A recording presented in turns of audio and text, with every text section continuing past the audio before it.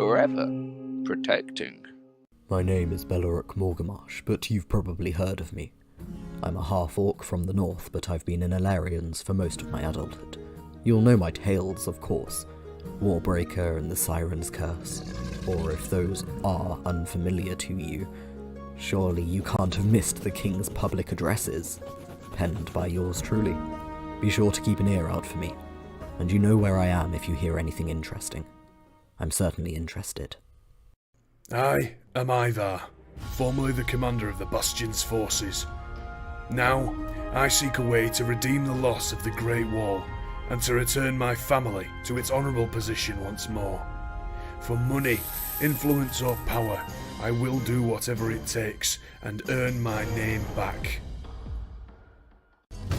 Ivelios Oakenhill is a half-elven gentleman and sea dog who graduated the Imperial Academy as an alchemist in his young days.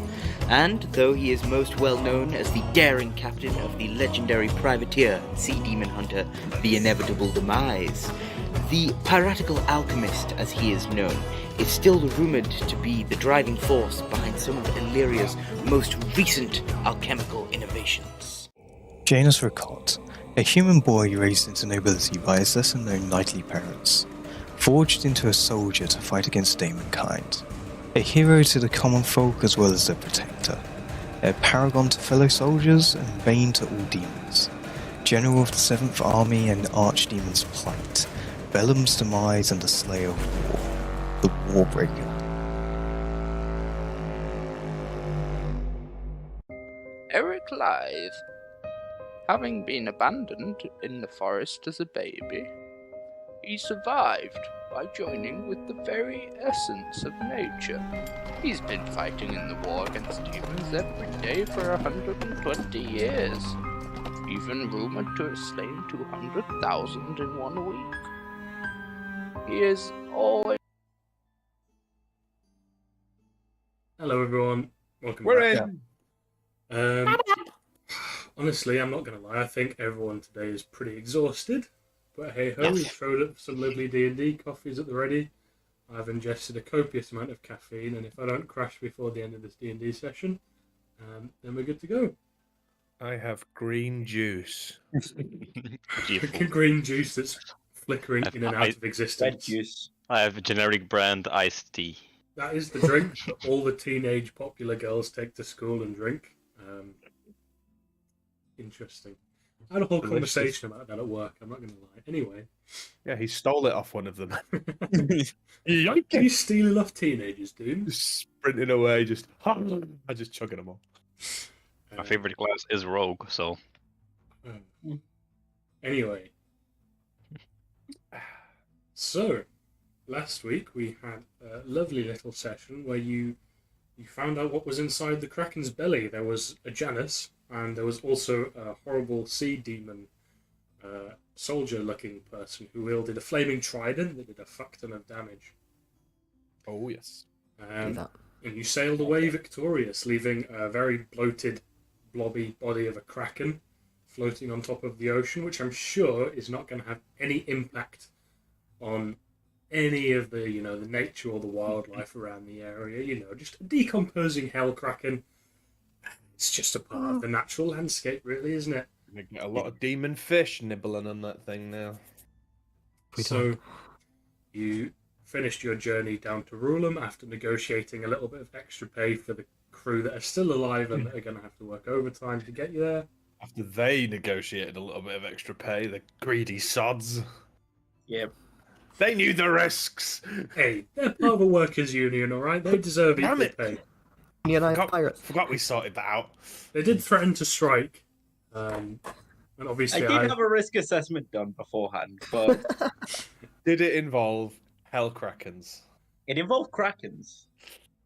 Ones of a fiery type? You're going to be getting a letter from someone No. in due course. Krakens The HR department is going to be sending you all sorts of letters. I do apologise for not demons. anticipating the demons invading a Kraken. Anyway, you sailed to Rulon. You had a very pleasant meeting with a lovely gentleman known as the King, Ingvar Kragstrom, who is Oh, he's the Dwarven King. However, it's not really a separate place to the kingdom of Illyrian. So there's only really one king. However, he's nicknamed the Dwarven King as he is kind of the ruling or the head of the Dwarven people. So they just kind of refer to him as a king, even though he's not technically a king. However, tomato, tomato, right? He does whatever he wants in the Dwarven capital of Rulum. I had a lovely conversation with him, and you are assigned a dwarf who is apparently a master at navigating his way through the Great Divide. And we finished off last session where you guys had just walked into his room and you were bigger? Yeah, what am I saying? You had just walked into his room and you were busy basically taking the piss out of him for what appears to be no reason at all, which is just standard D&D, really. So we'll just kind of pick up in the middle of that conversation where I believe you just kind of agreed to hear him out. Yeah, he's seen the map. And yes, you just showed him the map, and he is busy kind of thinking about how you might get to this place. And he's kind of inferred that you're going to need to invest in some warmer clothing and stuff like that. He's just kind of kicked himself back up into his chair, and he's kind of sat back down again, realizing that this is a quest you're going to need him on, right? He doesn't need to put on this great professional front, because you need him. Even if he acts a little bit unprofessional, he's pretty confident he's going to get the job anyway. So, what are you guys doing? Well, he said that we probably need to go make some purchases. So Yes, you definitely need some purchases. A bit of warmer clothes. There's a potion that we're probably going to need if we're going to be delving into the colder parts of the Great Divide, which kind of looks at the point of the map where we remembered the moat marker to be. It looks like we're going to be heading into some unsavory territories. Yes, I'd recommend getting some potions of cold warding, definitely. And where exactly are we going to acquire all of these things? Well, that's a good question, isn't it, my friend? I do actually, in fact, know of a couple of people who are very good with the alchemical set. I believe you are a famous alchemist, I believe. I'm not sure if you Indeed. know how to brew up potions of cold warding. I've tended generally to go in for more heat warding against demons, but if you show me a recipe, then I'm sure I can concoct something. The learning is not beyond Interesting. me. Well, usually, from what I remember, the last trip I went on, it was running us about 150 gold pieces per one of these potions. They are unfortunately mandatory, though, otherwise you're going to be taking pretty much constant battering from the weather and just the temperatures up in the mountains. It's really a cost that you kind of have to pay unless you have any magical means of surviving. All right, I suppose the question you're desperate for us to ask is, how much is this going to cost? Well, as I said, the potions are 150 gold each. You can buy yourself some warmer clothing. How many You're the potions man, you it's want to buy free is for up him. to you. So is that all? Potions, the clothes. I mean, off the top of my head, I would recommend taking some camping supplies, but I imagine proficient adventurers and the legends of Aleria probably walk around with supplies enough to live in the wilderness for a few days. Unless I'm thinking wrong. We're gonna go buy some things. Of course.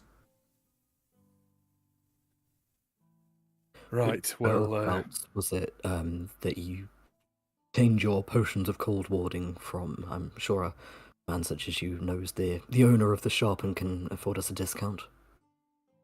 That is the discount, unfortunately. Lovely little potion shop down the main street. Can't miss it. and I assume we'll be able to find you here when we have gathered all we need. Yeah, just I mean, when are we leaving? What's our ETA? I mean, as soon as we're ready to go, we'll let you know. Lovely. That's I love it. I have to be on my toes. interesting. I like how you work. I'll be waiting here. I'll get my things and get ready. Prepare my maps. Plot as a route. Is it possible for you to leave that map with me? Absolutely not. Ah. It is of maybe great importance, I'm afraid. Yes, however, it's also quite important that I can plot where we go. One of you could stay here whilst I use the map, possibly? Maybe two of I you? could stay here and watch him. Gives me some time to tinker. Sounds good. Here, and I'll hand Wilston the map. Don't let him do anything to it. I'll grab the map and just...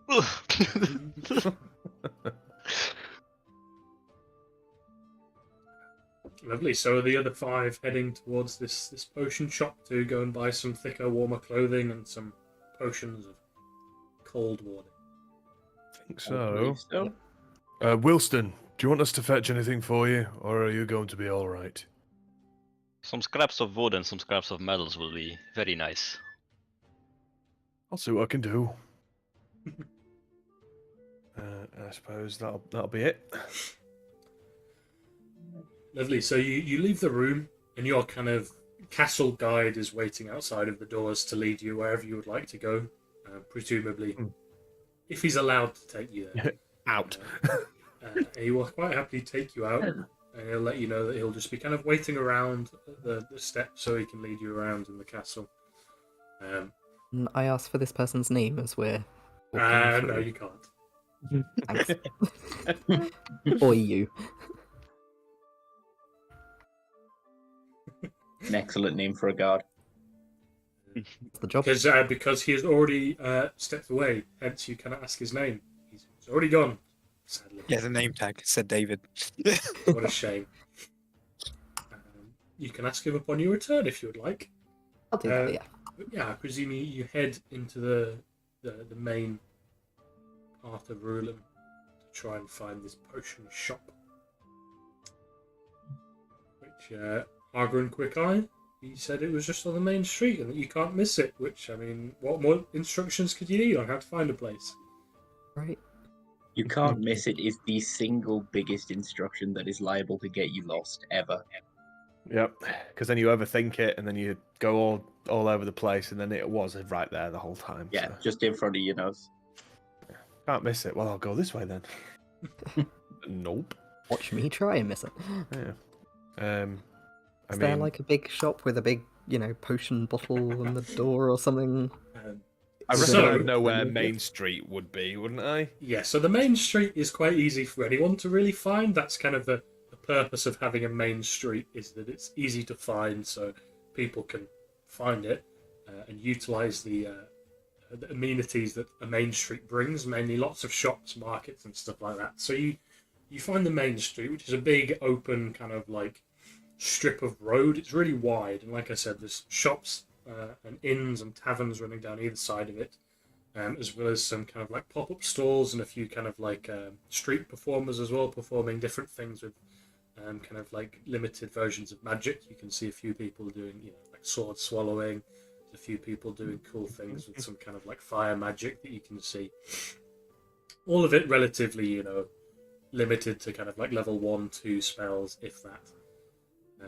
And as you walk down the main street, you do eventually spot, after a minute or so, a building that, as long as you're looking out for a shop, it is probably a shop that you can't miss, because every other shop down this main street it's just made of stone, right? Plain, boring old stone, which is what the dwarves like to build with. However, this building, it is made of wood, and it is painted, maybe not a bright red, but kind of like a deep, royalish red colour. And yes, it does, in fact, have big glass windows at the front of it, which have kind of like vinyl like stickers of potions on the front windows. And it's kind of very like fantasy medieval design, with its big kind of like pointy roof. And it's kind of a little bit crooked and slanted.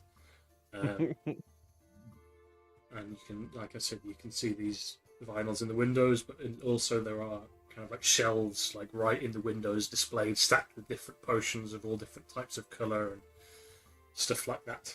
So Yeah, you can't really miss it. I'm going to get 900 gold pieces. Mm-hmm.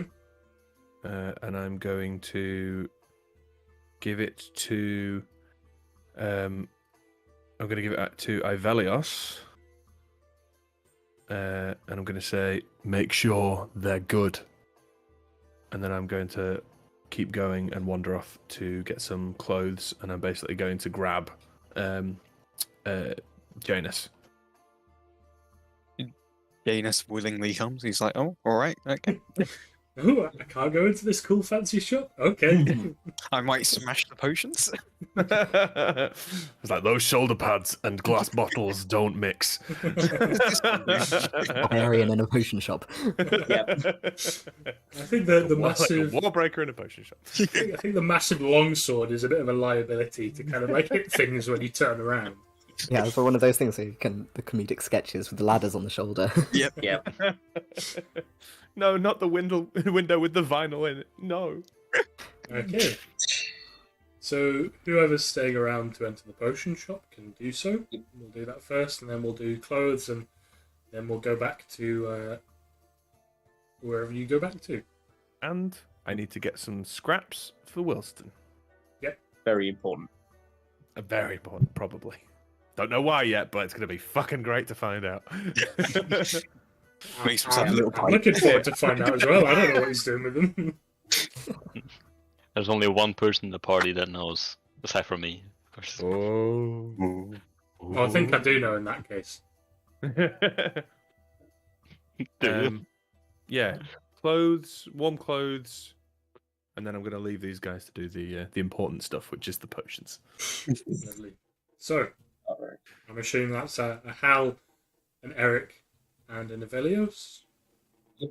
Actually, before everyone goes in, I would like to see if I can scuttle away a little bit, and I would like to see if I can find like a postal service. Yeah, you can go and do that. That's fine. Okay, I'm gonna try and slip away when everyone disperses. Yep. I mean, that's absolutely. I don't imagine anyone's going to stop you. Well, It's DPD, the Dwarven Postal Service.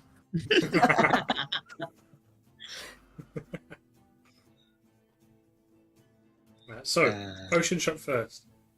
All right. Evelios is muttering under his breath as he comes in. An alchemical shop made of wood. What could possibly go wrong? So as you enter through the wooden doorway, you hear kind of the chime of some doorbells.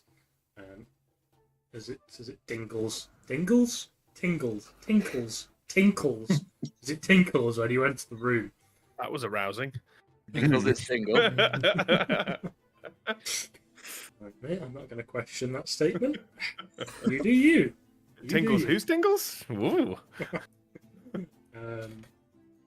So yes, you enter the shop. There's a little tinkle from the wind chime, and as I said, it's a very nice, ornate shop with lots of shelves with lots of different potions on. Some of them you'll recognise. Some of them are potions that you've probably invented. I mean, some of them are definitely potions that you've invented. There are a few potions of sharpness on the shelves. It's a good seller. He's looking at the price tags going, really? The scalping bastards. Yep. So, you head in. What are you doing? I'm going to take a quick look around for anyone that looks like a proprietor or anyone else. Okay, so you kind of duck and weave through the shelves until you get to the back of the shop, where there is a small little.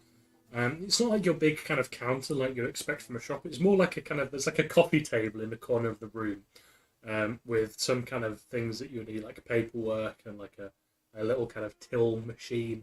And there is currently a very elderly-looking dwarf who is currently in the rocking chair next to the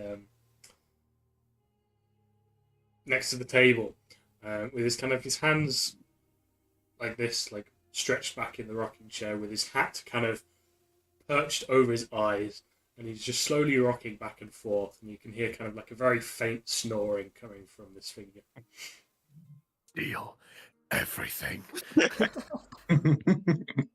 Oh, the temptation is there. I'm gonna take Kick him. before I wake him up, I'm gonna take a quick look at any of the potions on the shelves and see what sort of quality they're at, actually. Okay. You're a well-known alchemist, so you're not going to need to... Actually, no, yeah, you can roll something. Roll me an investigation. Investigation. Delightful.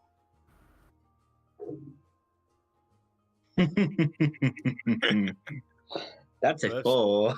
Oh, first roll. Oh, No. continuing the streak, I see. Oh, yes. It's not your day today, sadly. It really is not. You look at the potion, they look to be pretty standard. I mean, it's definitely not your level, but, you know, the potions are what they are. They do what they say. Very much kind of what you'd expect, really. They're definitely no legendary alchemical potion creator, but they can do a decent enough job. I'm just going to sort of scan through them and pick up a standard potion of healing just off the shelf and be like, yeah, it'll do, I suppose. Mhm.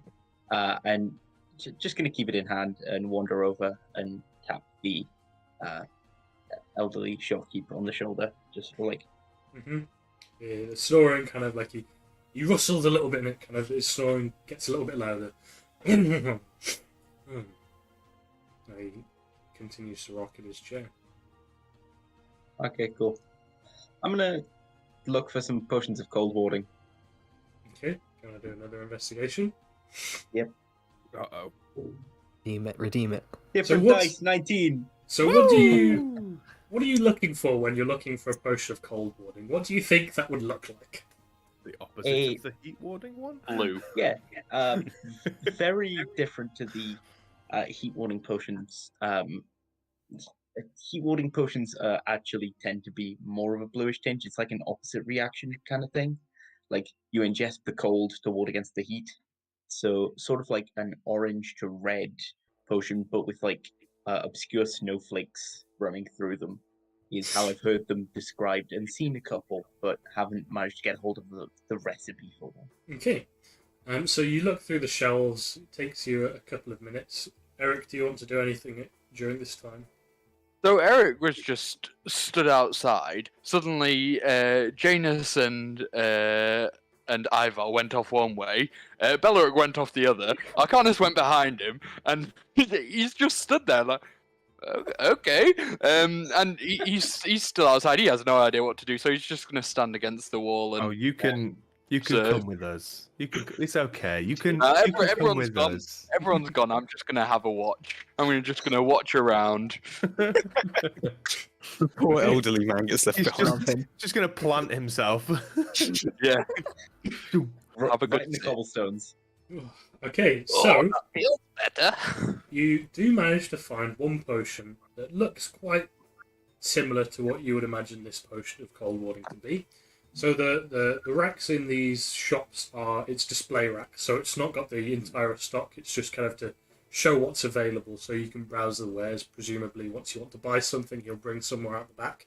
But you do manage to find one potion that you think is probably the potion of cold warding. Fabulous. Yeah, I'm gonna pick it up. And how's it sealed?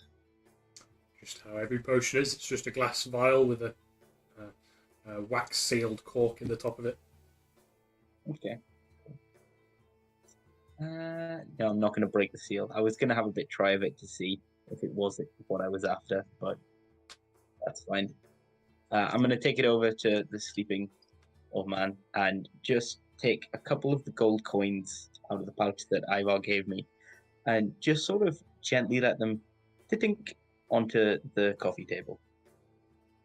So to this, he was slightly roused before, but to this he kind of he jerks up in his seat and pushes his hat back over his head, and he kind of looks around, kind of completely misses you on the first sweep, and then he kind of looks back at you. And that's stealthy. Oh, Hello there, customer. What, welcome, first of all, to my... I recognise you from somewhere. I'm sure you do. I'm just gonna smirk at him until he gets it, if he does. He's going to keep kind of thinking to himself for a good few minutes. He's just At falling which asleep point again, he will, isn't he, really? So I was going to say, at which point his eyes will start to close again. The hat slowly starts to come back down. And he's just kind of looking at you thinking. And like I said, his eyes start to close again. Yeah, like, And you never hear, mind. you hear the story pick up a little bit. Perhaps this might jog your memory. I'm looking for the recipe for a potion, for I'm an alchemist. Huh? Potion creation recipes, my dear boy. Oh, right. Well,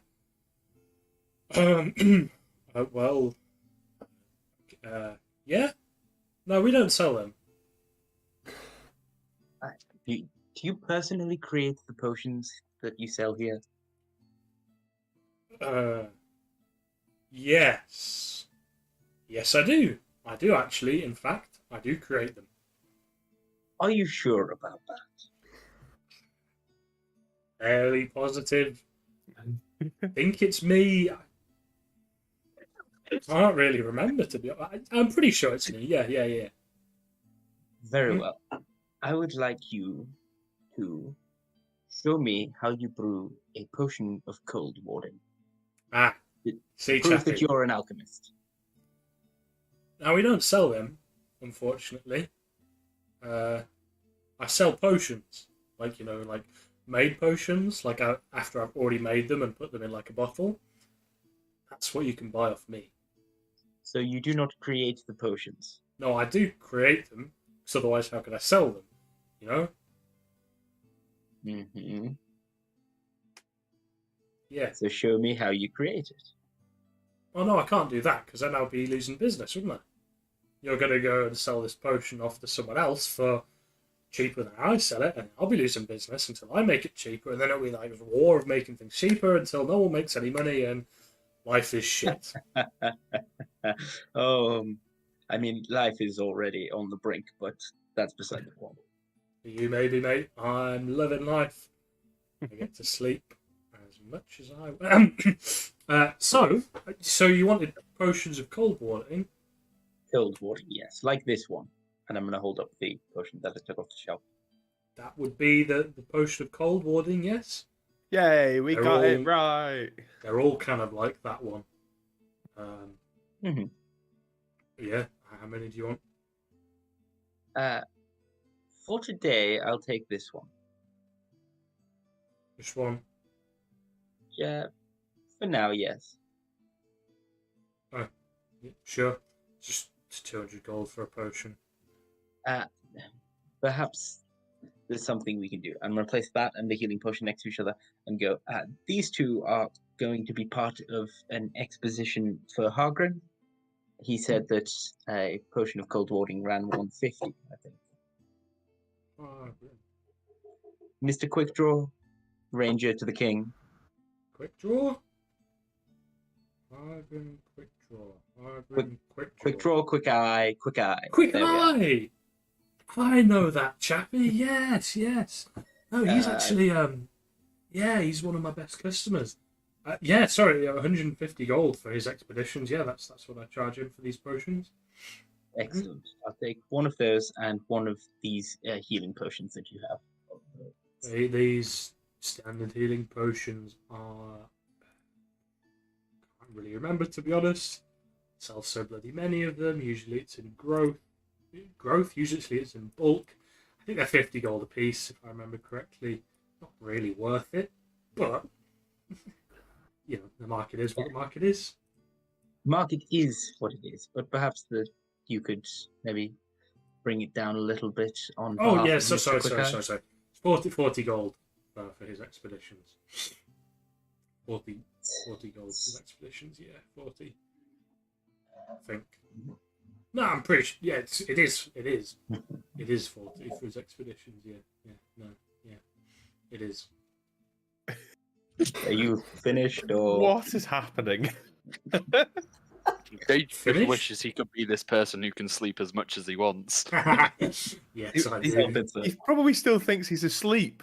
It's all a dream.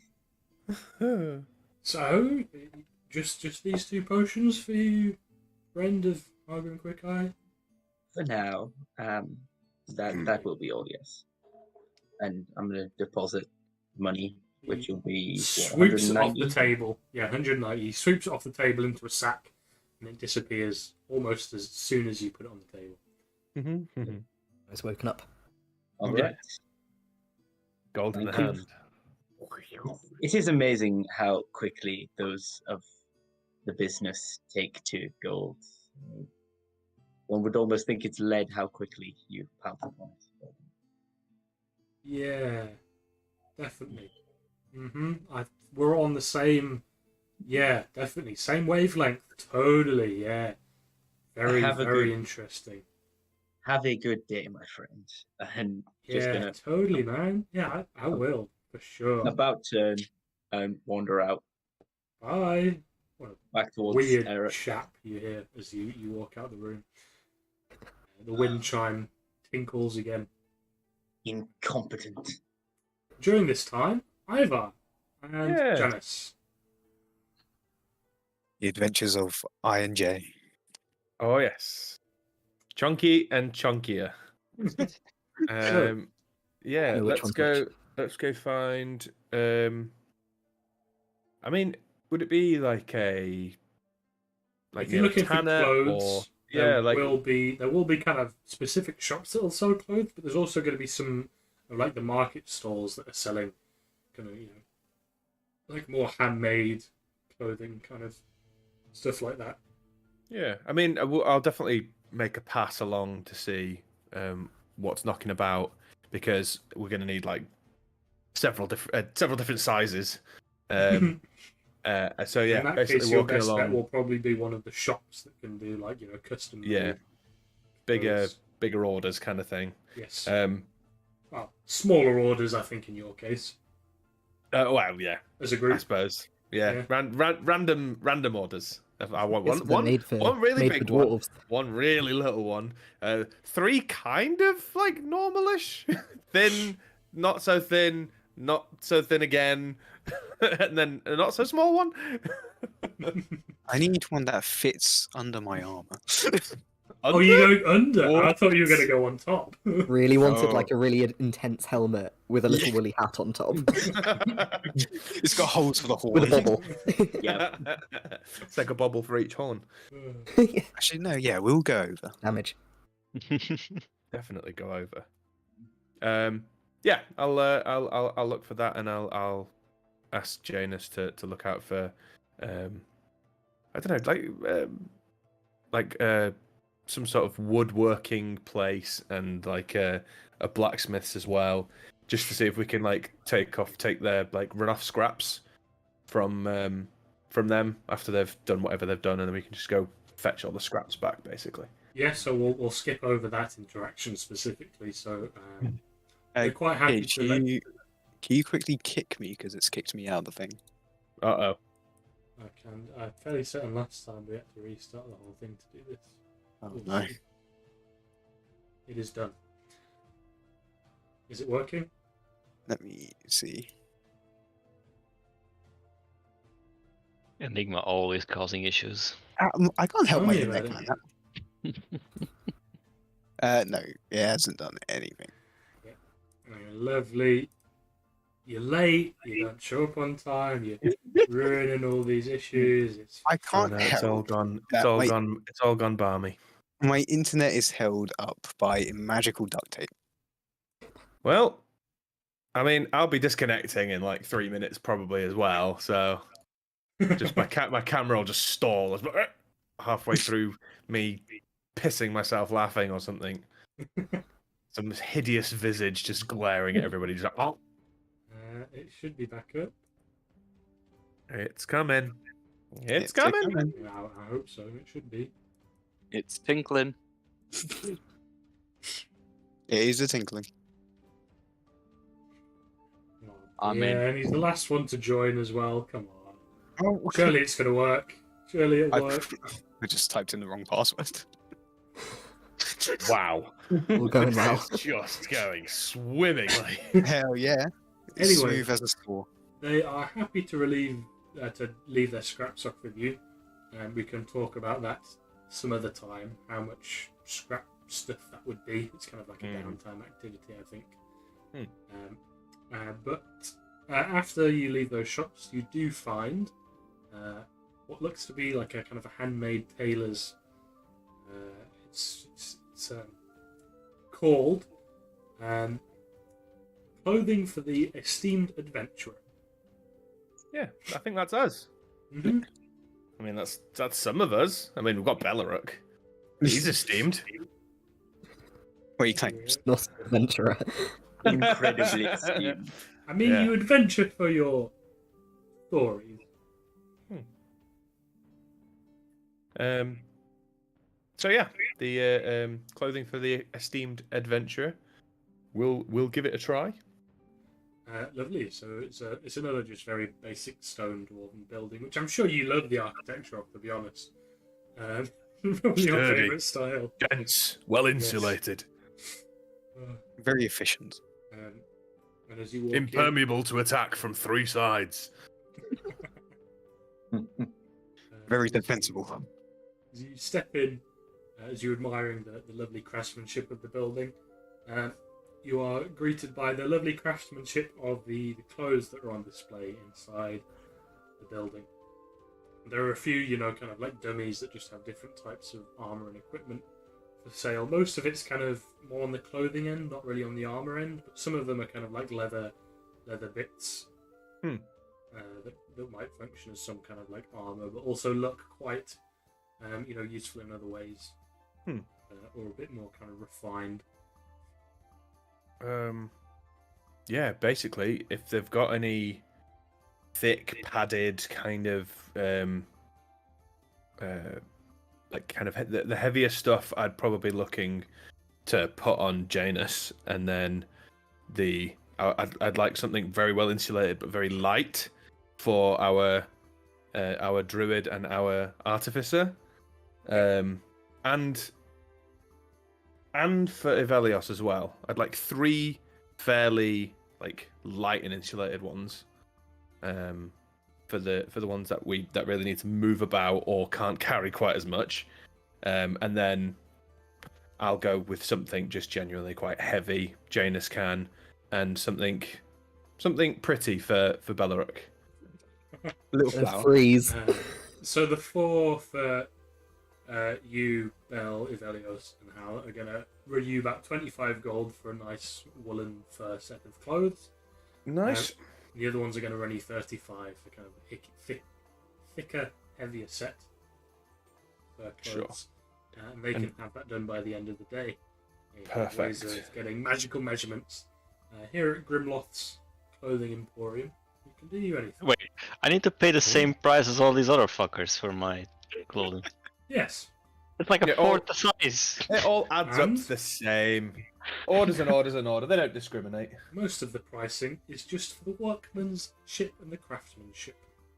And you're also not there, so tough shit. Can I spend a little bit extra to make Bellaruk's look very pretty? Sure. What are you prettifying about it? I'm going to go Flowers, for maybe a green and purple weave. You could get them boots with the fur. What the fuck? Get the whole tavern looking at her. Yo, stop, guys. As long as the Come boots on, are made come for on. walking. Copyright. Good. Copyright. Come on, guys. It's parody. It's Come on, parody. guys. That's not how they'll I'm see a master it. of my Come on. craft. Get DMCA'd, bitch! The stream is still online. I'm not sure they can get you off that quick. I think we're all good. Oh, If it goes over, it don't even notice. FBI shows up in the background of Gage's camera. Just... It's lucky we Hear a didn't get knock on my low. door. Low. Ugh. Okay. That was a little bit too similar to the tune. Anyway, yes. Anyway. They'll be able to get that up to Hargren's room by the end of the night if you can provide them with kind of rough ideas of sizes and stuff, which I'm sure you'll be able to. Absolutely. I imagine you've spent a lot of time, kind of eyeing people up for, like armor orders and stuff like that, like knowing what kind of sizes you need and like bulk. Oh, I'm very well established with requisitions. Yes. That was I half imagine. of my job for a very long time. So I We imagine need that's, this. We don't have it. We need it. I've asked getting PTSD from all the paperwork. Oh my god, yeah. Literally half the time is his paperwork. The other half of the time is inspecting shit to make paperwork about. So you do that. You've got some things that you're going to get for So that was Wibble. 170 What's his total. bloody name? Wilston. Wilston. Yeah, the scraps for Wibble. Wilston. How? What? You want to go into what you're doing, or are you just finding a letter place? Are you sending off this missive from the demon guy that you've hidden from everyone? So, what are you sending? what off? What are you doing? I would like to do is try and find somewhere perhaps like a little bit out of the way. I would like to try, and I know I don't speak the language, but I'd like to try and kind of copy it. Assume it's just a script that I can Yeah. copy yeah, it is, over. Yeah. Yeah. I'd like to try and make a copy of it. I'll keep the original.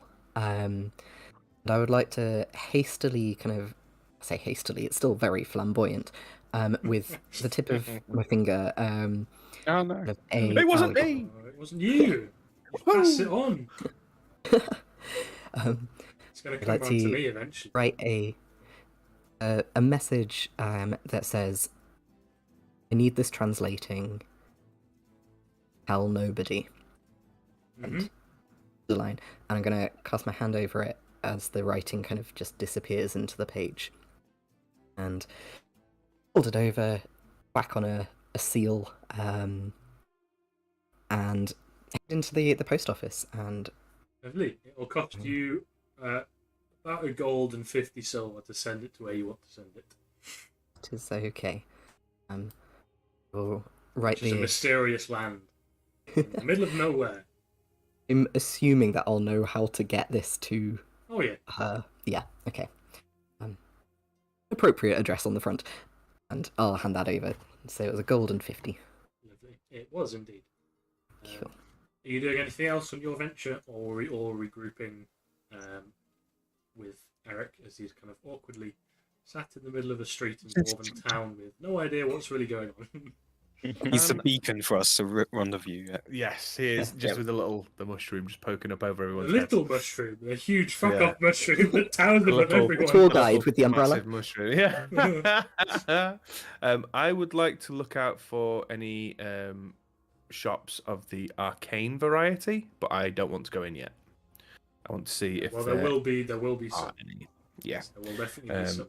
might be something for the return because I won't have time to do anything spell related now, so it'll just be something that I'll do some of the time. Oh boy, that was an expensive trip. Expensive for you. Well, yeah. And then you will regroup outside of this potion shop around about the same time, just for convenience. Time works differently in different locations, right? Pocket Realms. This one place has 3 different time zones. Yes. In like all 500 the, meters of each other. all the Instagram influencers come here for those little kind of like short reels of like, I'm in 3 different countries at once. One foot in the potion shop and one foot in the next door. Yes. So, what are you doing? Are you leaving? So the information about the potion of heat resistance, not of heat resistance. I've closed all my notes. Why have I done? Because I had to restart the bloody app. Of cold 'Cause you- something. Cold Quit. warding. Cold water. Potion of cold warding. So basically, it gives you immunity to cold temperatures up to minus 100 degrees for 1 week. However, it does, in fact, give you a vulnerability to fire damage when you use it. Yikers. So, I mean, that just Alice, goes to normal for me. Alright. yeah. However, hit your sword away, I think. Mm, You go swinging it around too hard. All that trident. True. I'm not sure who has the trident now. In the In the bag. bag. It's in the Wilston bag hole. has the trident. He's using it to stab Quick Eye. Just. So yes, have you been doing anything, Wilson, whilst you have been kind of overseeing the map? Basically, I would have been like fucking around with new infusions and like carving them into like his closet, into his table, just like being a nuisance. So I mean, most of the time he's been very focused on the map, but every time he looks up, he sees you on a new place in the room with like a new engraving in his walls. He just kind of like looks at you and he's like, he kind of starts to protest the first couple of times, but after maybe like the third or fifth time of protesting, he's just kind of given up. Really, he's just gonna let you do what you want. What if any of them work and I turn one of his closets into like a portal to, a bag of holding dimension? Yeah, so after maybe about an hour and a half, the party will presumably return, unless you want to take any detours on the way back. I would like to take a quick detour, yes. Where would you like to go? I would like to take a quick detour back to my lab to figure out how the hell to brew this thing. Okay, and how are you going to do that? I'm going to crack it open Okay. and take a look because... Sad that you didn't say crack open a cold one. Oh, missed the boat on that one entirely. I'm here to help. Oh, that's good. Yeah. Doom just died. Yeah. I'm too not tired sorry. for puns like that. Yeah. That wasn't even a bad one. So, Wasn't I'm good or gonna... bad one. I'll take that. Yeah, gonna crack open the potion, test it just on all of my various mechanics, run it through a couple of tests and figure out what its main components are and roughly how they would be put together. Like, if I put it under this test, does it pop? So Does it you can sparkle? roll as a check with your alchemist's supplies. Lovely. This feels like an intelligence check, I'm Yes. guessing. Okay. It's intelligence. That is an 18 total. I'm 18. Okay, so you spend around about 10-15 minutes. You're used to doing this kind of task to kind of learn what you might be able to do to reconstruct this potion. So you learn some of the ingredients, kind of roughly how you'll be able to make it, and you'll probably be able to recreate this potion for about maybe 60 gold's worth of ingredients, maybe about 10-15 minutes per potion. What a freaking ripoff. Absolutely. I assume they're all fairly standard alchemical ingredients that I'm liable to have just in stock in my lab. Are there any specific ones that I'm going to need to go and source?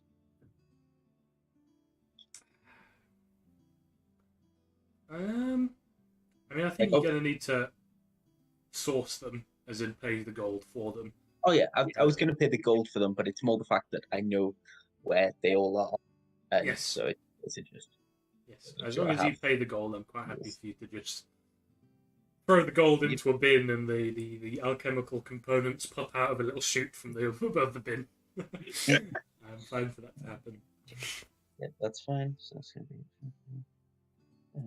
be... Is everyone else just kind of waiting for him to make some more potions? Well, while he's doing that, in order to like kill a little bit of time, you said that there were a few kind of like street performers around.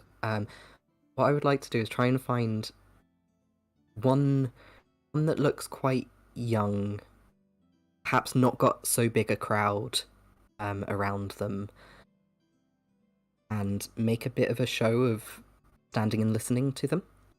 and see if I can attract some people by virtue of my ego. And I'll chuck some money into their pot as well. I got some change from. So, I mean, my usually goals, so- street performers gain more people if there's more people already kind of paying attention to them. You know, the crowds go where the crowds are, kind of thing. But I mean, as it's just one person, you'll get a few extra people. Maybe like 1 or 2 people kind of stop by and kind of stand next to you and watch the performance. This particular person, this young person's maybe doing some, we'll say just kind of some gymnastics, like balancing acts and stuff like that. And Vilios, start up a bit of a conversation as well and be like, "Oh, he's good, isn't he?" Just try and just get a bit of bustle around for this person, if I can. Vilios, how many of these potions are you making? 6. 6. Yes. Then 6 more, or Yeah, so I'm creating 6, and then the one that I've run all the tests on is still technically alchemically fine, but it's also had a whole bunch of tests, so that's just going to get cooked back up and go into my personal stash. Okay, lovely. So you do that in about an hour, and I'm presuming you all are going to head back to the stronghold. Eric is just very quickly, once everyone's back together, going to try and sneak to very quickly nip into the potion shop. Does anyone have a passive perception above 18? Oh yeah, of course. In which case, no one notices. No. Okay, yeah. No one notices Eric. Quickly nip in. Comes out about 3 minutes later. Well, how quickly no did one you had manage noticed to him wake all up day. the? How quickly did you manage to wake up the cashier? Goes Old punches person him speech. straight in the mouth straight away. About breaks his half an wrist. hour then. Yes. Is that I'll something message want you to- what I. Yep. Yeah. All right. Everyone's being a bit sus today. A little bit, yeah. It's a kind of a session of people doing weird things. What the fuck do you mean? Maybe we just got off a boat, survived the Talking Kraken about, man. We're team hit stuff. That's what we are. We're team basic bitch. I fight. That's my thing. In a woolly hat. With bobbles on. So you return finally to the stronghold. Is everyone happy with that? Yes. Yeah. No, we're going to the tavern. Where's the local veterans tavern? I mean, to be honest, there is probably. I mean, there's got to be. It's a okay, we tavern won't nearby, do right? that to you. Don't worry. Should we? Probably best to meet up with Quick Eye though, and just let him know what's going on. Don't know. I like the idea of putting him in waiting mode for like a whole week or so. Just being like, "We'll be right back." We just go and do it ourselves, and then we come back and we're like, "We didn't need you." And he's like, "What?" We're like, "Yeah, bye." I don't know, Wilson. We're done. He's gonna leave. Remember what you said as well. He's like, "Oh, keep me on my toes." Yeah. And he just has Wait. no idea. He's like, wasn't there 6 of you before? It's like, yeah. Is there only 4 of you now? Don't want to talk about it. I said we were fine. And Where's your arm? I don't want to talk about it. as you get back, you find that he's made some scribbles on a very large map, and he's also assembled some sort of pack. He's got like a big backpack with lots of different like sticks and tents and poles and bits of equipment sticking out of it, which he's just kind of lugged onto his desk. He's got some big kind of thick woolen clothes hung up by the door with some very large, thick woolen boots ready to embark on the adventure. Really good. Well, I suppose we'll inform him that we've got some of our equipment that will be arriving here. Presumably by the end of the day. Yeah, the nice fluffy woolly fancy clothes, and that we're going to be leaving a pile of scraps in here for Wilston to play with, as and when he fancies it. The maps that he's made, and does he have quite a few like knocking about of like the local area and stuff like Well, that? the maps that he's made at the moment are basically he's just kind of plotting a route that he wants to take. Sure.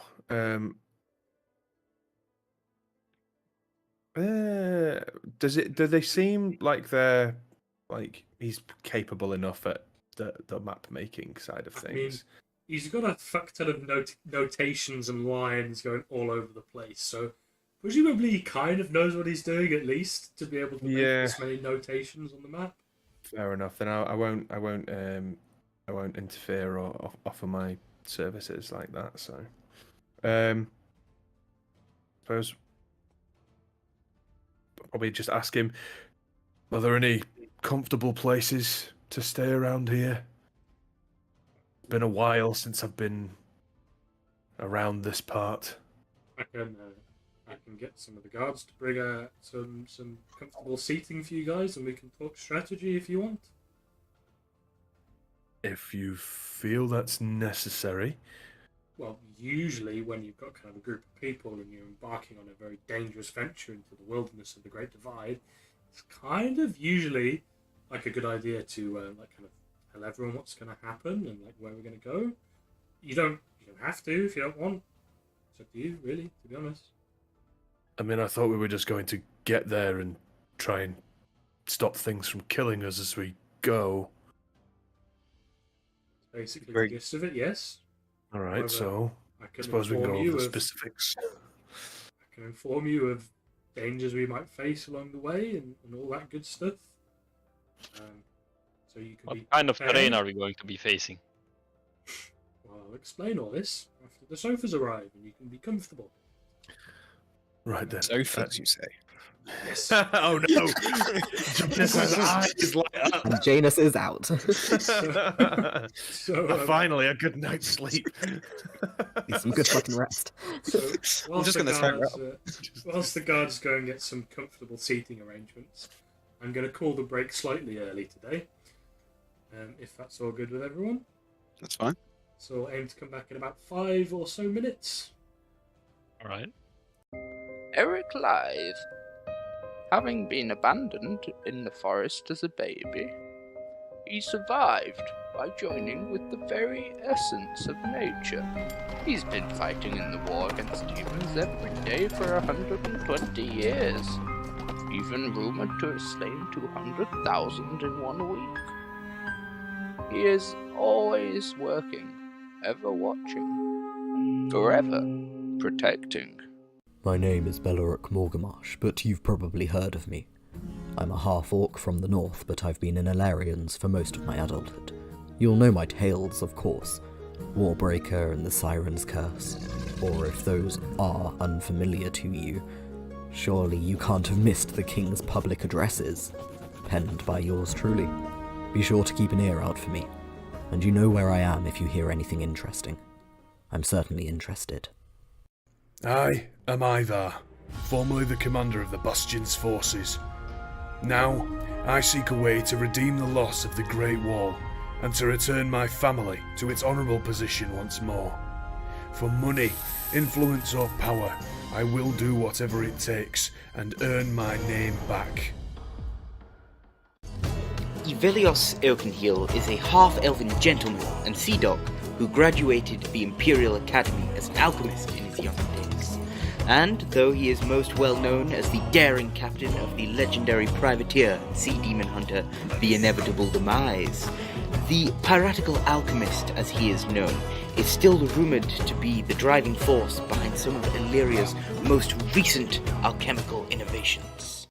Janus Ricot, a human boy raised into nobility by his lesser-known knightly parents, forged into a soldier to fight against demonkind, a hero to the common folk as well as their protector, a paragon to fellow soldiers and bane to all demons, general of the 7th Army and Archdemon's plight, Bellum's demise and the slayer of war, the Warbreaker.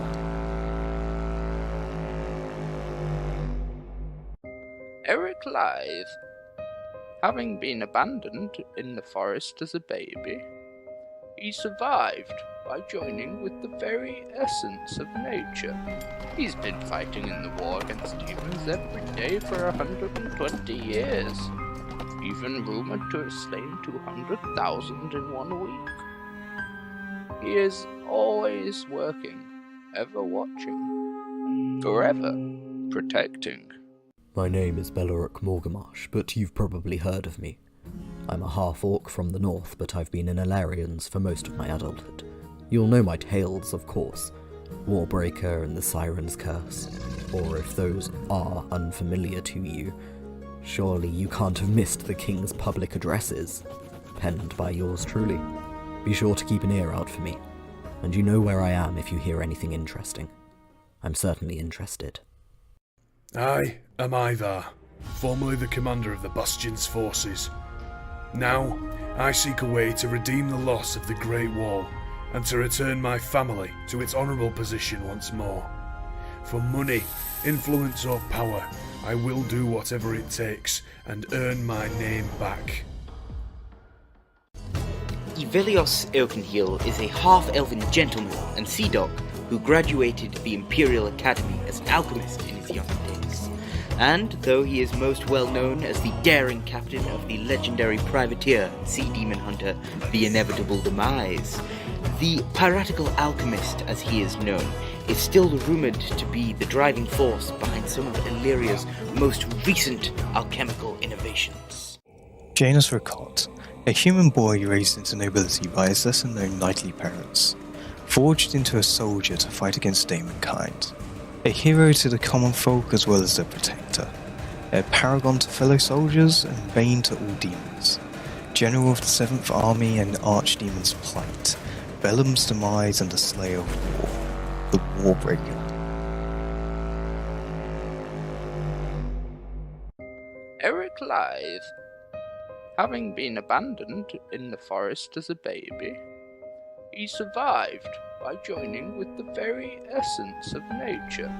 He's been fighting in the war against humans every day for 120 years, even rumoured to have slain 200,000 in 1 week. He is always working, ever watching, forever protecting. My name is Beleric Morgamash, but you've probably heard of me. I'm a half-orc from the north, but I've been in Alarians for most of my adulthood. You'll know my tales, of course. Warbreaker and the Siren's Curse. Or if those are unfamiliar to you, surely you can't have missed the King's public addresses, penned by yours truly. Be sure to keep an ear out for me, and you know where I am if you hear anything interesting. I'm certainly interested. I am Ivar, formerly the commander of the Bastion's forces. Now, I seek a way to redeem the loss of the Great Wall, and to return my family to its honourable position once more. For money, influence or power, I will do whatever it takes and earn my name back. Ivelios Oakenhill is a half-elven gentleman and sea dog who graduated the Imperial Academy as an alchemist in his young days. And though he is most well known as the daring captain of the legendary privateer and sea demon hunter, the I Inevitable... was born ready. What is Good. ready? It's a good philosophical question. Let's spend the next 2 hours discussing that. As ready Yeah. as we'll ever be, so... Is your body ever really ready? So, Janus is it. it takes the guards a good while to actually find some sofas that aren't just solid stone, but they do find a couple from one of the random spare rooms where they basically just throw all their unused furniture in. And they drag a couple in and they lay out basically 2 sofas either side and 1 sofa at the back with a little coffee table in the middle. And Hargrin's desk is at the front, so you can kind of speak to you all as a group. Janus will be taking one of those sofas for himself completely. I figured. Everyone else crammed onto the other one. Like Yes. Oh. So, Hargrin kind of steps up out of his chair and gets shorter, and he walks around to the front of his desk. And he kind of like leans back in front of it, crosses his arms, tries to look quite cool as he surveys you all. So, as you all know, we are heading towards a destination that you have not told me the name of. However, we will be heading there. If you told me the name, this would be a much cooler speech. Where are we heading? What do you mean? We're going to the point on the map. We're headed to here. And he points to this point on the map that he's going to put his map up on the wall, and he's got a long stick that he's going to point at it. We are going to here. Correct. Point of unknown location. A mystery. Correct. Point of no return. Find out what's there when we get there. Pretty much. So, there are many hazards to heading to this location. First of all, there's the weather. I'm assuming you have acquired some potions that will help us get there. I turn to Yes. Avelios. Yes, and at greater quality and much less cost than your extortionate friend. But I digress. It's tradesmen. We all have our own individual flair, but personally, he is charging you well over the odds. Well, it's the only place I can get them. Pay what it's worth, and I believe it's worth that much to me. So, Wait, what do you mean Your less cost? No, never mind. Carry on. Don't worry, I have change. change from the hole in the wall. So, we're headed here. There are quite a few dangers, and he points to a few different annotations that he's made on the map. Firstly, as I said, the weather, but we seem to have that covered. Secondly, sleeping conditions in the Great Divide are quite hazardous. You can accrue exhaustion relatively easily if you're not careful, and it can be quite a dangerous and hazardous journey. The snow can be deep. There can be big, big pits in the ground that open up underneath you unexpectedly as the snow keeps them hidden. It's a nasty, nasty little trick. So, the first step, quite easy actually, is walking to the base of the mountain. There should be no concerns here. It will take us a couple of hours. We will get there, we will arrive, we will assess which route we want to take up the mountain. I suggest this one, and he points to a line that kind of leads along the whole route. It should get us to the top of the hills quite easily. And then, however, is the first problem. This entire area, and he points at a big circle that he's made on the map, which kind of encompasses the edge of the Great Divide and also kind of all around. So if you look on the map, I will draw it because I have a map, and that's what maps are for. I Convenient. like to think he's just kind of pointing to the whole map and going, "This area is bad." So basically, he danger. points to this big orange circle on the map, and he's like, "So this area here is The nuclear fallout zone." It's to kill. So firstly, you have to worry about, I said, the dangers of the terrain here, and he points to the point on the map that you're headed to. Here is a giant ice lake. The whole place is treacherous. You don't know if you're going to slip under or not.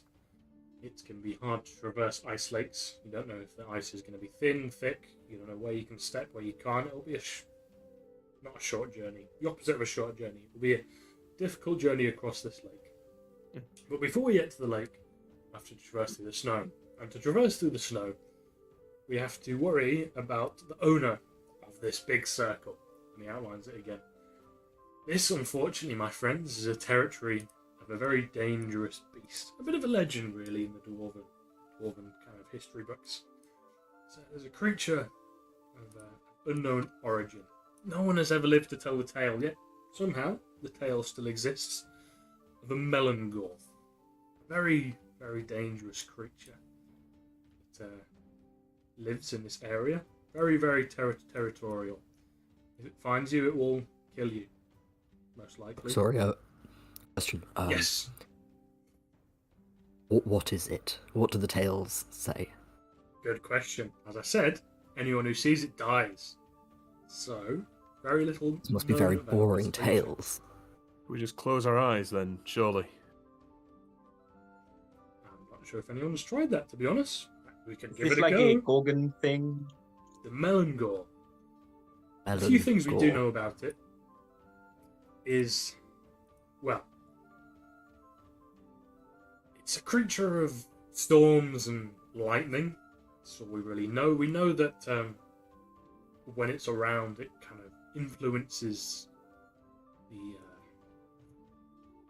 the weather around it. It brings great snowstorms, lightning up on the hills. It makes it very difficult to move close to the creature or track it down, as it seems to thrive in this stormy blizzard weather. So, basically, if we see a storm, we either need to hide, and hide bloody well, or be ready for the fight of our lives, is all I can really say. The whole area, it's known to hunt in. What does it hunt, do we know? Well, presumably people. Anything that invades its territory. As we said, it's a very And is it a- territorial creature. Is it terrestrial or is it something elemental? Must I be don't know. rumours, surely. I mean, the rumours say it's a creature of snow and lightning. No one knows what it looks like. Knows what type of creature it is.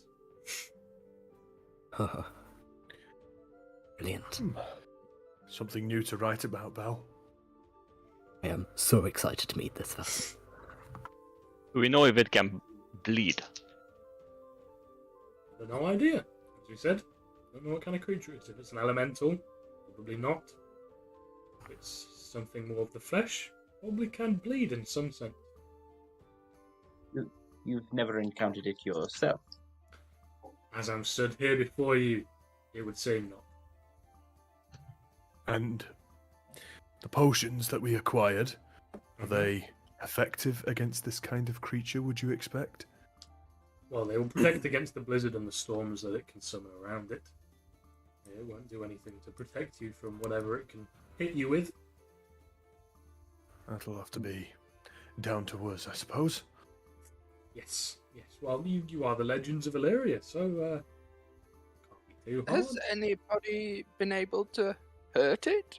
Do we know anything that it struggles We know. with? As I said, not much is No known about this survivors. creature. Do you No have survivors. stories, sorry, like outside of... Have stories about this creature kind of dispersed throughout the land, or is it a very local sort of It's a very tale? local tale. Interesting. By the way, this entire time, Janus has been like laying on the sofa, just not listening. He's been staring at I the was gonna say, ceiling. That'd be imagine you were asleep almost instantly. Time to have a nap. Wilson is just like scribbling in a booklet, like getting the information and like already like making plans to build something to kill this thing. Bomb Rourke killer. is doing the same, but from a completely different angle. So that's the main problem in this area. The other issue is we have started to come across war bands in the Great Divide of demons, which we may or may not encounter. Hopefully, fingers crossed, if all goes well, we will not run into any of them. And fingers crossed, the Melangor will be busy with them, off in some distant part of the hills. Did you say demons? Warbands of demons? Yes. Mostly from some fiends. We've seen a few fiends, some Minotaur warbands. We've seen a couple of orcs. They don't really like the colder temperatures, so I'm not surprised that they are not coming down here as much. I'm surprised they're so far down south. Well, they can get around. Interesting. You don't really know where they came from. Presumably they maybe traversed all the way down the Great Divide, or they sailed in from the ocean.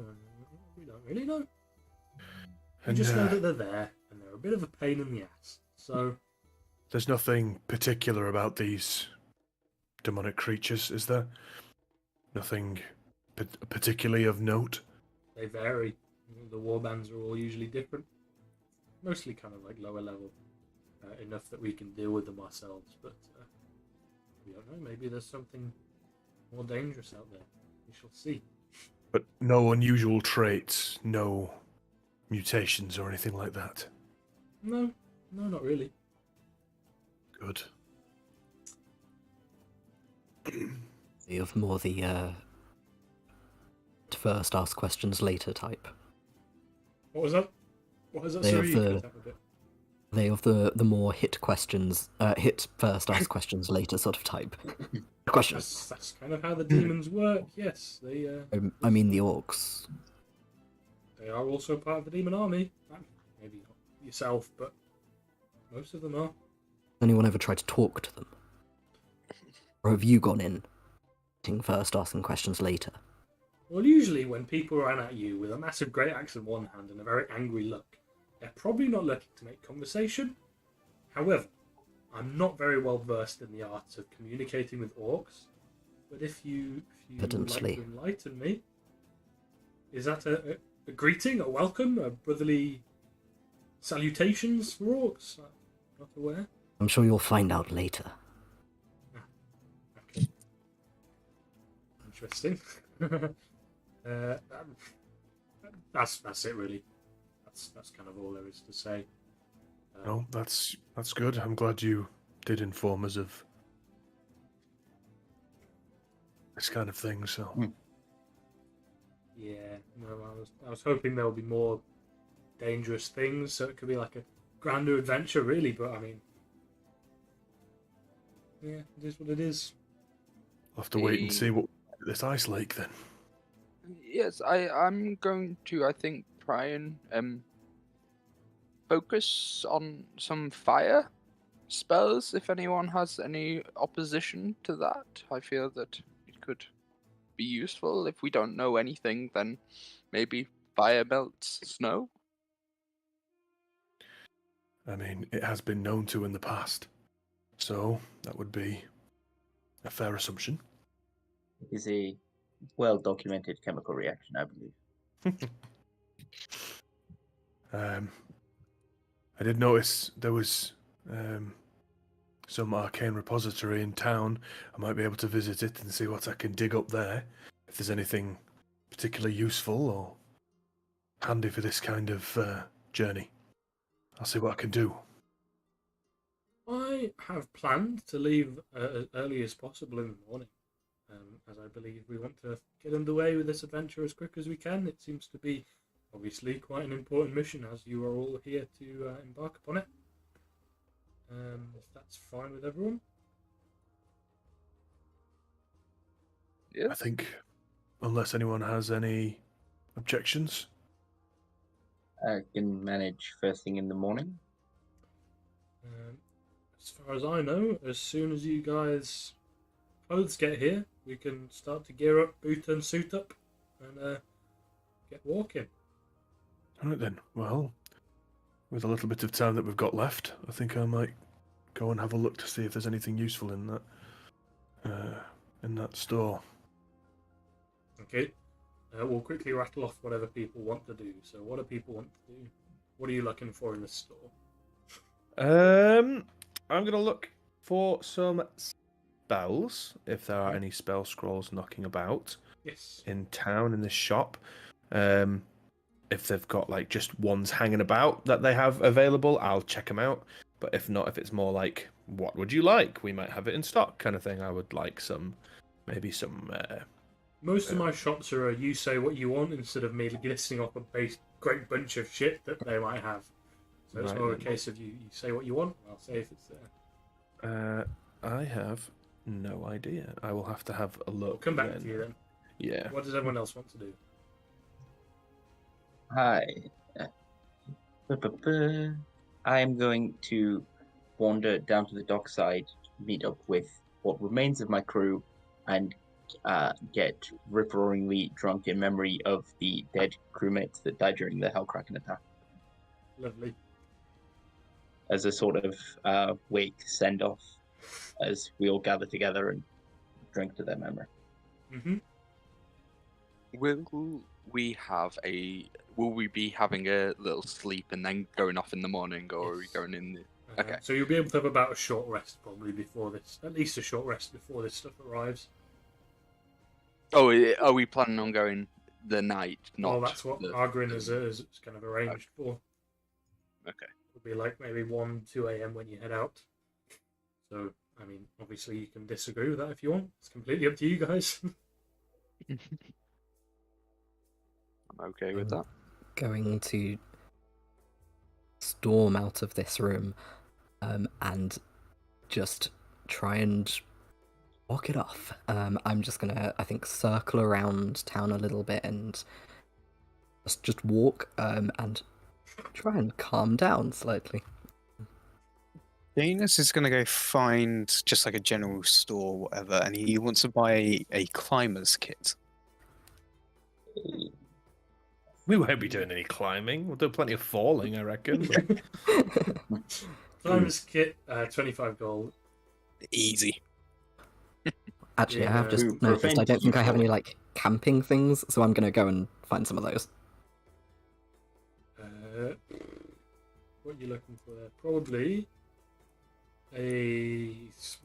I mean, you should Tent. do. You should have your stuff from your beginner's kit.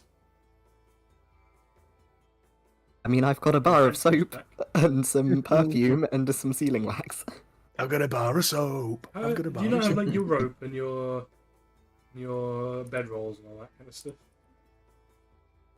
I mean, it might just be that I don't know how Foundry works, which is likely. Possibly. How have you ended up with soap and perfume and not Oh, all of the it basics? might be an entertainer's kit. Diplomat's kit. Ah, rather than an explorer's So kit. I'm gonna go and get equipment. All of the stuff that he was just like, oh, I'm assuming you've got this. Belaric's like, yeah, fuck.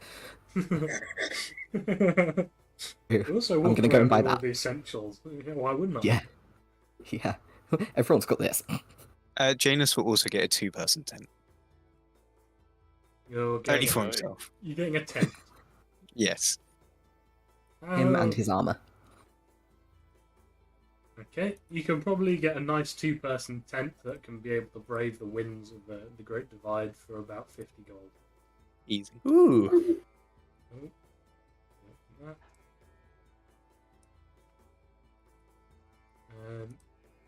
You can gather whatever you can get, bedroll and all your mess kits and stuff like that. You can probably get basically an adventurer's kit for about 40 gold as well. Yeah, I got all that stuff. I'll get one of those. Want to do that? And what's everyone else doing, or are we taking that kind of short rest? Wilson is just taking the scraps and building the device he wants to make. Which you do need to tell me, as I am the DM, so I need to tell you if it's going to be allowed or not. No, secret. I will tell you in DM. Okay. The device with a DM, capital the D. DM. He's been working on a nuke, because if you take this rule and then you use it with this rule, then actually rules as written, it means that you can make this device so that it does 100 d20 damage under these conditions. So, yes. When you become a rules lawyer just for Artificer. So, you're all taking the short rest. We're about kind of like 3-4 hours before your clothes arrive. Deep into the dead of night, someone shows up with a big bag filled with your fur clothes. They're all, at the moment, they're all vacuum sealed, just so he could transport them all in one trip. So he pulls out these big plastic wrapped fur coats, and he kind of drops them down and makes the incisions so they puff up very big. One delivery of clothes just for you guys. I am off to bed. I am knackered. And he swiftly turns around and walks out of the room, leaving you with your new clothes.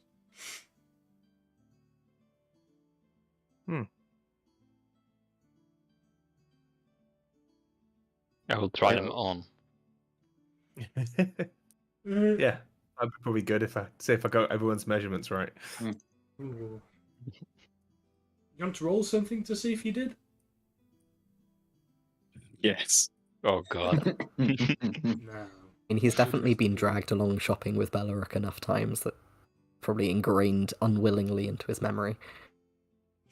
It's up to you. Do you want to roll something or not?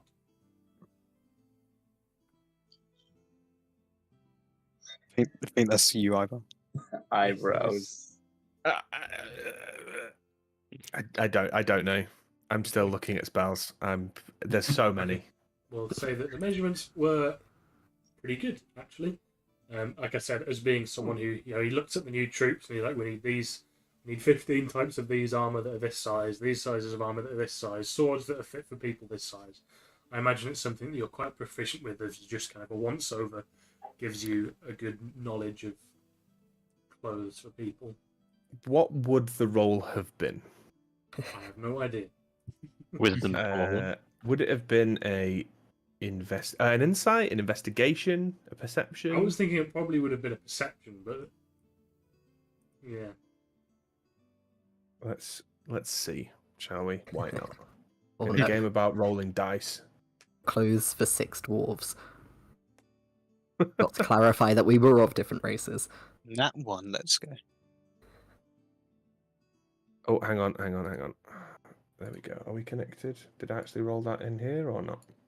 I think the game's Okay. paused on Foundry. I think it'll still roll 22. Yeah. It's not paused. It shouldn't be paused. If it's paused on your screen, then it is broken.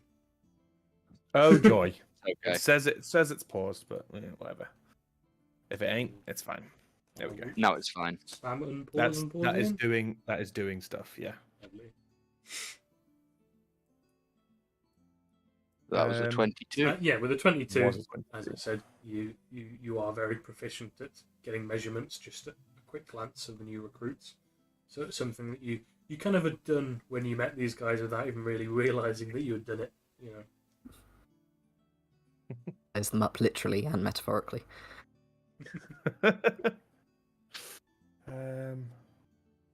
Right. I'm trying to look for like defensive spells. Mhm. I've landed on. Oh yeah, okay. I've landed on. Magic Circle. Ooh. What level of That is a 3rd level abjuration. Okay, so you It's a as a big wizard casting time. you as a wizard you're able to buy the spell scrolls and then spend whatever it is that you need to spend to inscribe it into your book. If I'm correct. Sure. Yeah. so- how much? So how much are the? A 3rd level spell scroll is 200 gold for a 3rd level spell scroll. Okay. So it'll be that, and then you would need to pay whatever you need to pay to inscribe it into your book. I've never played a Which wizard. is 50 gold and a certain amount of hours per spell level, I think. I will have a look at what it says on. I play a barbarian in every single campaign I'm in, and I am proud of it. It's 2 hours and 50 gold per level, so 6 hours and 2 150 hours per. gold. Got you. Yeah. So 6 and 150. Okay, Oh, so because you're a war wizard, you don't have a savant feature. I do not have a savant thing. Yeah, no. Savant. How so you pronounce it? are you going to wait a couple of hours so Ivar can finish inscribing the scroll? If it, me- Yes. if Fuck it no, means this that I takes get too long. if it means I get to like sober up, then yes. In that case, Well, how long do Question we for have that, left in the surely? day? Is it the evening? Yes, so it's at about Ah. 11/midnight at the moment when Shit, the clothes came wow. in. You've probably Couple got about pints down 3 the more hours to inscribe this spell into your spell book.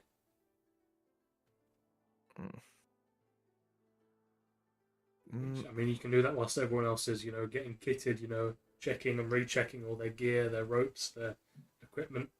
And having a long rest. A little nap. In 6 hours? Yeah. I mean, you could just wait a full 8 and you can head out at about 5 if you want. I think that seems sensible. I I'll think be honest. having a long rest so I can change some spells would probably be good. But yeah, And I won't so I add. I don't won't think add you can, anything for now, and then I'll have a look at spells that I want to get for another time. So, So, you're having a long rest and not inscribing any spells. No spells. No spells.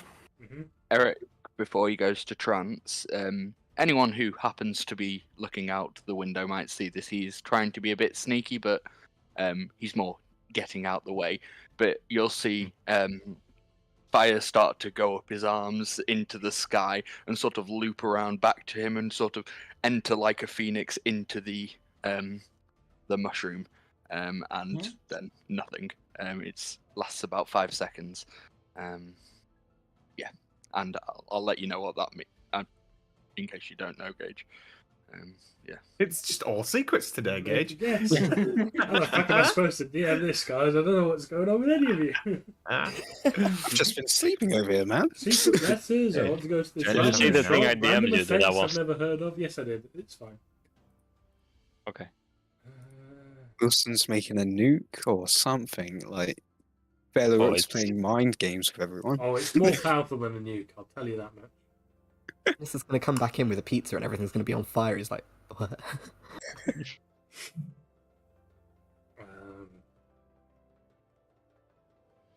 What was even Long happened? Long rest. Yes, you have a long rest. Lovely. Yeah. No one comes to assassinate you or stab you in your sleep, so you can have a long rest. Ah, makes a change. At least you didn't notice anyone coming to assassinate or stab you in your sleep. Maybe we're already dead. Unsuccessful. I remain unstabbed for now. Your consciousnesses were quickly transferred to a parallel universe where you were not stabbed in your sleep before you even My God, noticed. it's the divergence. Okay then, let's have a look. How do I go to bed? Oh, you don't. It's not. There's a happening. button. What? However, whilst I'm you so guys are bad at figuring that out, you wake up bright and early to the sound of Argrin equipping his gear and the sounds of straps being strapped and stuff like that. As you wake up, ready to head off on this adventure, bright and early at about 4 or 5 a.m. Is when you guys wake up. So, you know, it's still dark outside.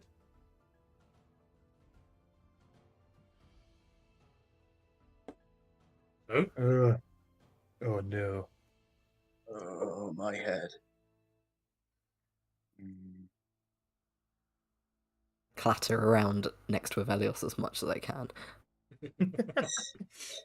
You get a hand, just comes on your shoulder, and he just looks you dead in the eyes and goes, "This morning is one morning where you do not test me for the love of anything that may be above." Just going to gently pat his head and carry on. Janus Well, that did slowly, not feel gently. Janus just slowly sits up like a robot. He's used to this. So no one's ever seen your face, right? You could definitely be a warforged, No one would know. I could be anything, right? in theory. Record So- robot. Really? Ooh, I like that. You want to change your backstory, Janet? Retroactively change your character to fit that pun. I'll say as well, like, given that Belleric's now dressing in kind of different clothes that aren't meant for, like, court, he looks a lot heftier. Like, he's still quite short for an orc, but he's a lot broader than he originally looked. Previously, his clothes are quite tailored to present this kind of dainty, non-threatening visage, whereas now he actually looks a bit more sturdy. He's trying to probably compensate for that a little bit by kind of doing like fancy things with his hands, but in terms of stature, looks different. I imagine Janus's cold weather clothing is just like a massive overcoat that he has to rip holes in the hood for his horns, and he just wears over him, and he looks a bit like a It's an enormous poncho. yeah. It's just a bear skin. Just with a rough hole kind of cut out so he can pop through it. Yeah. I'm imagining Wilson's. It's just like scaled down, but because the fabric is still like very thick and like fluffy, he's just stuck like that. Yeah. Oh, no, It much just more becomes wide like than you a are. circle or a square. Just Gonna pick him up and Janus gives him like a little tap with his foot. All over.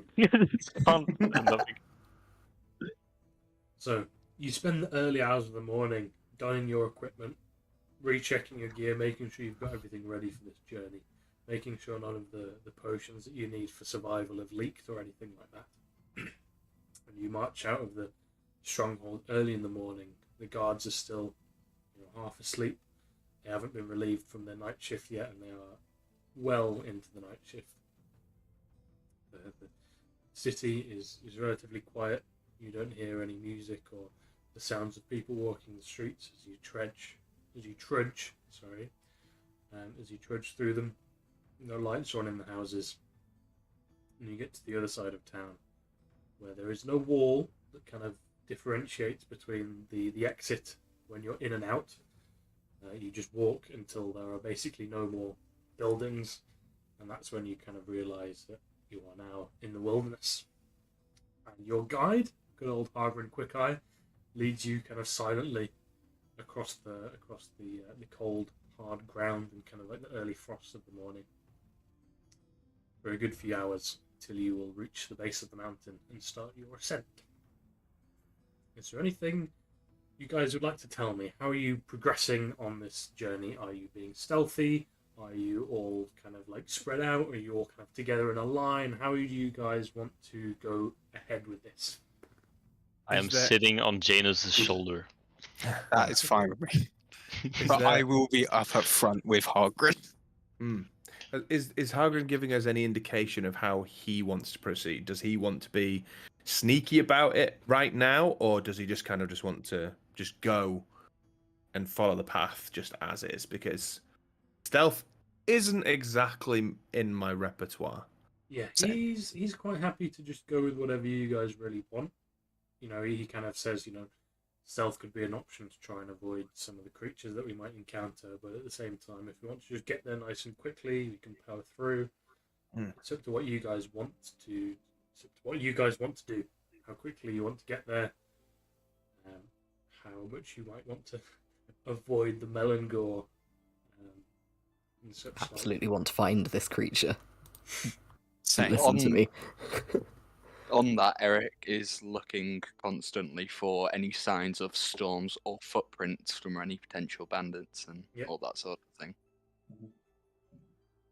Just before we hit like the base of the mountain proper to start the full ascent, Avelios is just gonna wander alongside next to Bellaruk and just produces the healing potion that he bought in the shop and just kind of slips it into his hand and goes, "You're a pain in the neck, don't die."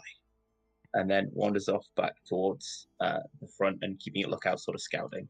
Oh, nice. You can heal for like 10 health now. Lovely. Janus won't be going stealthily at all. He'll be going very casually. Yeah, so it's a group question. How you guys want to proceed in your journey through the mountains? Normally. Yeah. Breathing too hard to be stealthy. Okay, are you walking in a line? If so, what's the line? Or are you walking kind of like a spread out like group? Or what's the marching order? Line? Because I'm up snow? front. I'm sitting like on Janus's like shoulders with my like his head between my legs, and I've got my shotgun ready because I'm scared of the beast he talked about, and I just got it like propped onto his helmet like a stationary like turret. I mean, you could use So the moment I see something, horns as like a handle. Like Ratatouille, but with gnomes. So we've got Janus and Hargren with Wilston at the front. I'll be at the back.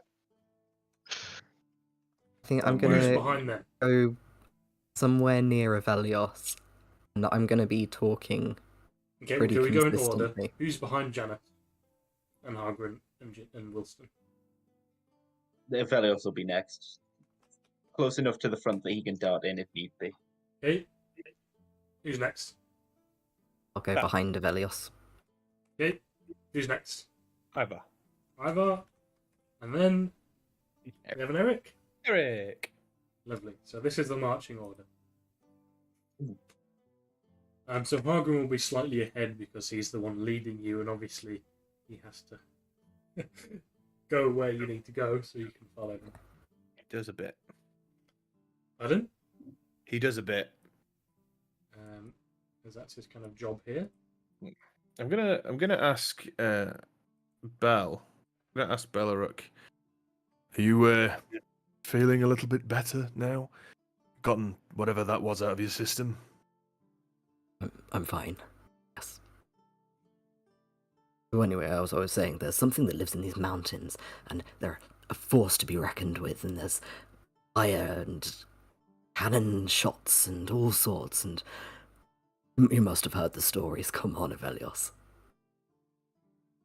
I mean, I'm not a mountaineer, you know.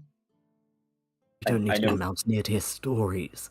stories of the sea where I belong. The mountains are well in that place, not suited for those of my temperament. I'm not a fan of the cold. Ivar, you've heard these stories, surely. Have Yeah. you told me them before? No, they're not mine. This huge creature that lives in the woods. And I'm hoping that this me thing is somewhat similar. I haven't really had all that much time to read storybooks. Neither of you are any fun. I thought you're the one who writes the stories. I thought you were the one who listened to them. Obviously, we're both in the wrong. You just said you did. What did I do? You get used to it.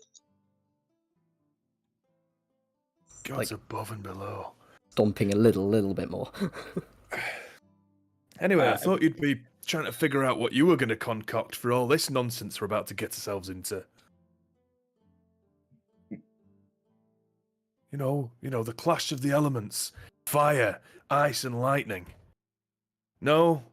I'm gonna wave my little leather notebook over my shoulder and kind of dangle it and be, I've got ideas. They're coming to fruition. They're flourishing as we speak. Right. Maybe you can try and translate some of that anger into some, I don't know, written wordplay or something. Stop aiming it Not at me. angry. Elegant prose that isn't harsh on the soul, perhaps? Or at least not our souls. Or just not something that's going to make me cry. Ivar makes a point. Yeah. So, this journey is going to be a 3-day journey, and each day I'm going to get a group survival check and see if you manage to traverse it well or not. So, we'll do just the first one now as you begin your ascent up the mountain, starting off with the rocks as you slowly ascend into the snow. The dichotomy of Eric and Janus of a 22 versus a 2. One of them spends more time in nature. Yeah, Oh. of course. Ian Wilston just like, we aren't used to being here. He's just sitting there shivering. So the mountain is not Evelios' place either. We have a 22, 10, 10, 10, 7, and 2. Sorry, guy. So, right. Could we get a group perception as well, actually? Oh boy. Oh no. As I assume everyone is being as perceptive as possible on the journey. Of course. I'm too busy freezing my ass off Jesus to Christ. perceive anything. Got a You 13, would have so I feel like I'm... also, 13 as well. around about 2 hours of your ascent up to the mountains, when you started to hit the real snow, Hargwin will kind of stop and your group up, and he'll be like, right, you should probably drink those potions now. Indicating that he has his own potion of cold warding. So, because we didn't get him one. Chug, chug, chug. You feel a sense of warmth kind of spread throughout your whole body, which is very relieving because you are starting to feel kind of like the nail-biting chill of the mountains. Even feeling of- first A soaks. feeling of warmth moving through in me when I'm that old, and feeling relief is not necessarily a pleasant feeling. We've had It is. accidents before. Yeah. They taste like vanilla. And yes, you now are able to traverse through the mountains for the next week without dying of cold. Of That's that for exposure. us. Helps. However, That's good. as I said, you're also now vulnerable to fire damage. So all fire damage you take, if you do indeed take any, shall be doubled. Foreshadowing. Maybe, maybe not. Who knows? Conditions? No. Could just be defenses. a red herring. Who knows? I mean, mine just goes to normal. So resistance to cold, but I don't think we get any You don't gain resistance. resistance to cold. You just are able to survive in Not frozen. temperatures up to Of minus course, 100. of course. Why would I think anything otherwise?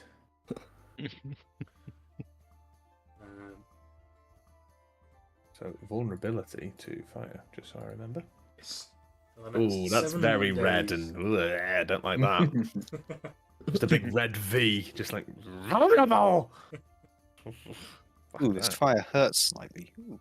So, I mean, for instance, if that spear crit on you, you would Maybe take 8 1,000 times damage. 8 plus 8d8, 64. and you would double it all. So that's a fun. minimum of like. oh boy. 64 add 8 is 72. That's like 144 damage. Minimum of 144. Nobody Wow. used the spear. Easy. So, Guinness takes that damage brushing his teeth. to be honest, you probably survive it without even like a second thought, really. 3 times my hit points. It'll be an instant death. On turn. So, your journey begins as you ascend the edge of the mountain. As I said, your first day will take you about 10 or 11 hours into the snowy capped mountains. And about maybe 4 or 5 hours coming into the journey. Who Highest perception was a 19. was a 19? Highest was a 19 from you, which is exactly the same as your passive perception. He's paying attention the regular amount, Um, which is a lot. So Janice, what did you roll? I got 14.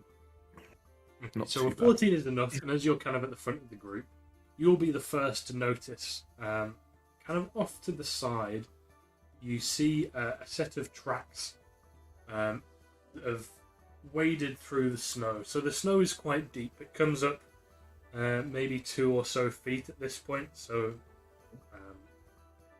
I mean, I think all of you are fine in it, apart from Wilston, but he is thankfully on top of your shoulder.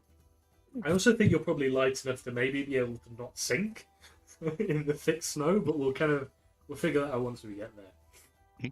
Either way, Janice, you're kind of the first to notice this as you're up front. You spot, like I said, a set of tracks. Seem to be of multiple people at least, and these tracks kind of curve inwards to where you're heading, and they kind of curve inwards, and then they just kind of start to head straight, kind of right in front of you guys, and the direction that you're going to be walking in.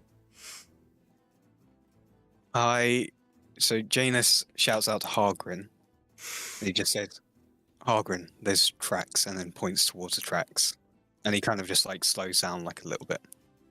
Margaret kind of stops at the front of the group, and he looks around, and he kind of jumps a little bit to get a bit of a view over the snow.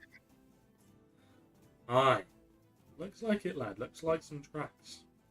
Interesting. We should probably check them out. To be honest, it looks like they're going that way. Head over, and he redirects the group to walk over to the set of tracks. You guys arrive there. What are you doing? Follow the tracks. I mean, I think so. You want to roll some survivals or some investigations to learn anything about the tracks? Or Can are you I just finding try and- tracks and let's follow them? Can I Yeah. try and Surely see we're not. how old they are? Cool. I'd like to try and Rolls. figure out, like what they would have come from, as Yep. opposed to like, is it like a group of demon tracks, or is it Yes. big old stompy feet? Yep. So I think that's gonna have to be survival. Yep. Of course. A natural one. Lovely. So, you all kind of stand there in the snow as the snow falls around. You staring at the footsteps, all kind of like looking like, Oh, yes, interesting. As you all stare there looking at the tracks. Eric, they seem to have been made a good few hours ago, so the tracks that you've made, they cut through the snow quite cleanly. They seem to be quite fresh. But these tracks, you can see that there's kind of like a layer of freshly fallen snow that are kind of covering up some of the major details. Wilson, you looking at these tracks, you can tell relatively easily just by kind of the width and breadth of them that it appears to be some sort of large-ish group of people, or a group of something that have been trekking through the mountains.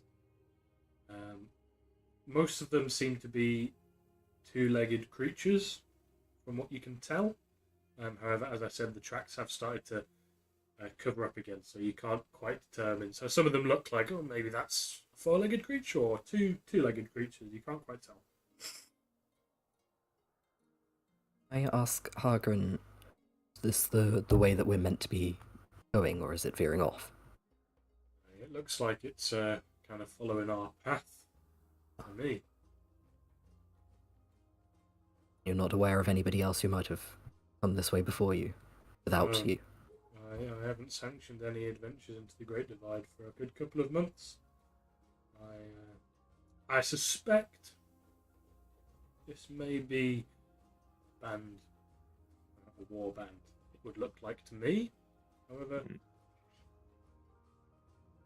well, at the Can I very insight least, check? go for it. I insight check in just to see if he's bullshitting us and kind of waffling, or if he actually knows. Yeah. Just don't like this guy. I'll make it everybody's nat 20. Got an agenda. I mean, he definitely doesn't seem to be lying. He seems to be giving his genuine thoughts on what these tracks might be. Well, at the very least, these tracks are a few hours old, a good 6 hours old, and if it is, for example, a war band, it's better for them to be in front of us following them, than them coming up behind us. The fact that they've left tracks surely is a good sign. At least we can see vaguely where they are. Exactly. Well, we might as well just follow them. We're not going to get anything done by just standing around. If they start scattering, we know that it's not a very good path. That's actually a good point. Full of them. Or they might have figured out that we're following their tracks and they're preparing to ambush us. Let's find It'll out. be fun. There's only one way to proceed, really. Either way. Loudly. That's what I was going to say. There is multiple. Do you want to be stealthy? I just want to see the reaction, and I got it, so... Yeah, you did. Emilios just sighs. It's like, forwards. Forwards. Yes. Are you changing up tactics, or are you continuing to march on through the snow? No shit's given. And we give semi-shits. As in, we're walking forward. We're not like marching hurriedly forward. We're walking at a. You can roll stealth, or you can not roll stealth. There isn't really an in between. Okay. Unless you want to send someone ahead who's rolling stealth, and the rest of you aren't, or You perhaps roll perception rather than stealth, so we're kind of keeping an eye out for things that might be changing. I mean, I assumed you were kind of doing that anyway. Yeah, but an increased awareness of what we might be looking for. Mm-hmm. Let's just Do we carry want to on. Do we want to try and get the drop on them, or do we just want to follow them and see what happens? I Let's say follow. get ambushed.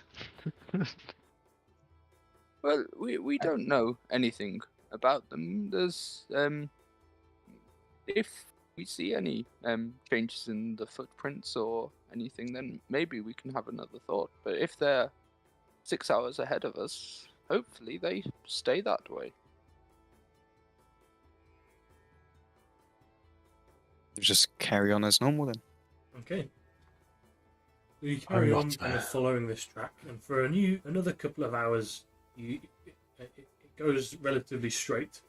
But you get to a point where Hargren, who's kind of been following the tracks and leading you along them, he stops stops the group, and he gets his map out, and he kind of looks at it, pulls out some kind of device to help him locate where you guys are. These tracks appear to be heading a little bit off track. They're heading towards the right slightly, and we want to cut across this ice lake here. And he notes that there's a smaller ice lake that isn't the main ice lake you're looking for on the way. They seem to be going towards the right to go around the right hand side of this lake. The quickest route would be around the left. To be honest, it looks like they're actually just heading straight forward, really. But, I assume that they will head around it in one direction or the other once they get there. The tracks that lead off the trail now that we were planning on taking, can I ask Hargrim if would there be any would they like lead up to like a higher ground, some sort of vantage point? Why would they be going off this trail? What's that way? Yes, so if you look here, and he points to the map, to the right is the larger hill that overlooks this little ice lake, and to the left it's kind of the low ground at the same level as the lake. So, I mean, possibly. I think we should maybe go right then and follow their tracks. Yeah, we risk exposing ourselves across this ice lake if we just proceed as normal. If they are going to get a vantage point on us, well, they're damn well going to spot us, and then we'll see what happens then. So, do we want to try and deal with whatever this is? Or carry on? I say we deal with whatever this is, and if there isn't any issues, then at least we're safe. But if there is an issue, we don't want to get caught out in the open. I suppose we're not in a rush. No. I mean, we've got a week. That's hopefully going to be enough before things start to get a little dicey. Mm. We have 3.5 days. We need to get back as well. Worth remembering. So? Right the way that we were intending on going in the first place? No, regretfully not. That way, the leftmost path will take us across the first ice lake, leading us to the second and the larger of the two. Up there, hill, and possibly whatever's making these tracks. I'd rather be caught in a fight on sturdier ground than on ice. And without being at the bottom of a hill. How much of a detour would this right path be? What? Oh, he was about to say that. Good that you asked. Yeah, I would think going around the right side would probably add maybe 3 to 4 hours to our journey. Not the biggest deal in the world, but... As long as we don't start doing this at every opportunity, it won't add up. So, are we in agreement? Might as well go right. Yes. Yes. It also means that we don't have a warband at our backs when we come back this way. And True. less chance of running into them unexpectedly. Let's go make some friends. Excellent idea. Hop, hop. And I'll like tap You Jane is on the fucker. chest. Treat him like a horse. Picture just pitches you like a snowball, just When we get into combat. Opening salvo. That's how Wilson fast travels. he's just strapping little explosives that he's made to himself, just like, throw me! You're gonna have to throw me! It's like Rocket Raccoon. just put death ward on him and just send him in. Honestly, Can I could you probably imagine survive that. A gnome with a shotgun just comes full force thrown by Janus towards your face. That is terrifying. It's like Angry Birds, but it's a gnome with a shotgun. Angry gnomes.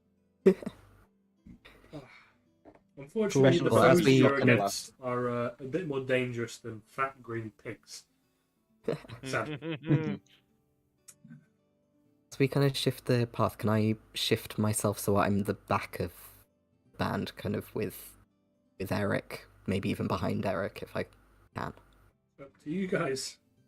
You wouldn't want to be I'm all going the to way try, back. unless someone's like forcing me forwards, I'm going to move to the back. Are you sure? It's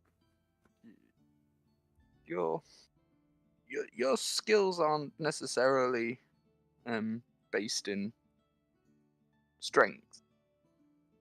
What are you trying to say, Eric? And I'm going to stand Well, in front of him. I can hardly talk about strength, but I want you to be okay, and I'm happy being at the back, unless there's a particular reason you want to be at the back, in which case I'd love to hear. I just didn't want to be at the forefront of any fray we might encounter. That's okay. That's okay. Howard. Here, you Yeah. go in front of me just in case any fray occurs from the back. But don't worry, we'll make sure you're okay. Thank you. I will stand in front of Eric. Mysterious shenanigans. Oh, I've somehow swapped places, and now I'm behind Ivelios. yes. It What appears just happened? that Beleric just happened. So you're no longer downwind Jazz. of the conversation. So you That's can... not the back of Belaroc's knees. I know those knees anyway. Me and Wilson are having the best time of our lives up front. Yes. Singing shanties as we stroll up the mountain. You're no longer downwind of Beleric, so you can hear less of his ramblings on about nonsense. Maybe Has a good stopped now, to be I'm roll fair. performance to see how well my shanties are going. Oh boy. Not well. thing. Terrible. People can This is why barely Beleric hear has them. stopped talking. Yeah, the He's winds. cringing. Yeah, the winds at this part in the mountains are very high paced and stuff. So it's quite hard to get your voice over them. And to get your voice over them, you are having to sacrifice a lot of your singing capabilities. So it's sounding basically you're shouting lyrics, and it's not going too well. However, you proceed onwards, following the path up to the right to hopefully catch up with this warband, or at least catch some vision of them. So yes, 3 hours later, you're slowly, steadily going uphill as you're following this tracks until you get to a point where, Janice, you'll be the first to crest the hill that looks out over the ice lake. And you notice, firstly, that the tracks, you would have expected them to kind of go right or left to go around the ice lake, as they're quite dangerous things to travel over. However, these tracks have just gone up the hill and straight back down into the ice lake. And presumably they're walking across the ice lake, and you do actually see this warband. They're still about 4-5 hours ahead of you, so they're quite far in the distance. But you can just about see them in kind of the clarity of the top of the mountains. You can see quite far when it's not stormy or blizzard-like. Speaking of, you can also see in the distant horizon is some storm clouds rolling in, a blizzard of some sort. And you kind of stop, and everyone else kind of walks it behind you as you step on this hill overlooking this giant ice lake. Very heroic, pulling all sorts of poses, and I'm sure that'll be a lovely picture to take. As you all stand Front there. cover material. Yes. As you all stand there overlooking the ice lake on top of the hill. This warband, and you want to roll a perception to try and, because as it's quite far away, it's not like, oh, I see there's exactly this many people. He has a hairy chin. You're going to have to squint slightly as you look at these guys to kind of tell what's going on. Ooh. That might be enough. Is it just Janus, or are we all rolling perception? You all got there now. So you can if you want. Eric on that one still got 10. So I mean, Eric, you're kind of sat there with some of the snows kind of like being battered up into your eyes, and you keep wiping your eyes and looking, and it gets in your eyes again, and you keep wiping your eyes to try and see what's going on. But 20, 15 and above, you guys can peer quite clearly across this ice lake as you watch this warband busy kind of battling their way across it. It's quite large. You can tell that there's maybe about 20, 30 different creatures. Most of them look to be kind of like demon humanoids-esque. You can kind of spot their red skin from this far. You see a few larger creatures, with big horns on the top of their head. Big, strong creatures, large horns. And most of them are wielding kind of like big axes and warhammers and stuff like that. And you spot in the middle of the group, the easiest one for you guys to see, that anyone with a 10 would be able to see, is a very large creature that looks to be probably the leader of this warband. It's a demon. Probably, from what you can tell, it's quite hard to judge because of how far away you are, but considering its relation to the other people in the warband, it's probably at least 8, 9, 10 maybe feet tall. Oh no, they've got a Janus. And this is only like 6 foot. Yeah, but he's big. He's got horns. Janus is a classification of enemy dangerousness. Enemy type Janus. I am Yes. the demon of the humans. Defcon Janus. And this guy, you can see he's wielding a fiery demonic whip kind of weapon, which he's busy using on some of the people in the warband, getting them to walk quicker. And he's kind of emanating a heat that seems to be forming some sort of protective bubble against the elements for this warband. As you all kind of stand there surveying the scene. Fiery. They're walking across an ice lake Mm-hmm. with heat. Mm-hmm. I love this fella's audacity. Respect that. So actually, yeah, it's a good point. With some of your perceptions, you will notice kind of dotted at random points between the trail that leads up to the ice lake. There are a few patches here and there of water and cracks in the ice, but they're very few and far between. I have a flame sword. You do, however, it is not currently on fire. Not at I the have- moment, no. I have a fire launcher. Oh, That sounds good. Right, Although maybe I don't not remember giving great it against the stats. demons. Good against the snow. I don't remember giving it the stats to shoot 4 hours away. I mean, we can cause an. Can we cause an avalanche? Are they under the mountain or are they like? No, they are 4 hours away across this ice lake. I'm not running. No, not really. Quick, I'll just teleport us down. I don't have that. Is this where Janus- you all jump off and do another featherfall stunt, and you're like, oh shit, I don't have it prepared anymore. I'll cast Long Spider and haste on Janus, and he just sprints forward carrying me. We're going after these guys. So as you guys are stood there surveying this scene, and the storm clouds are rolling in towards them quite quickly. Towards them, did you say? Sorry, towards us. Yes, towards them. Oh no. Towards no, but them coming out, and I'm gonna- also towards us in a sort of So long it's kind line. of coming in from the left-hand side, kind of towards you, but it's kind of coming diagonally towards them. Yeah. It's Yeah. coming in diagonally from the left toward them as the wind is presumably taking over. You start to see that this storm cloud is just like a giant blizzard. You can see some crackles of lightning through the clouds as it kind of like lights up blue in spurts here and there. And it just kind of fills the horizon on the left side of your view. Hargrim, is that what you were warning us about? Well,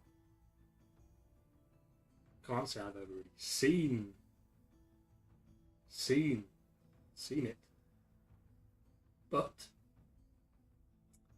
if I had to make an educated guess,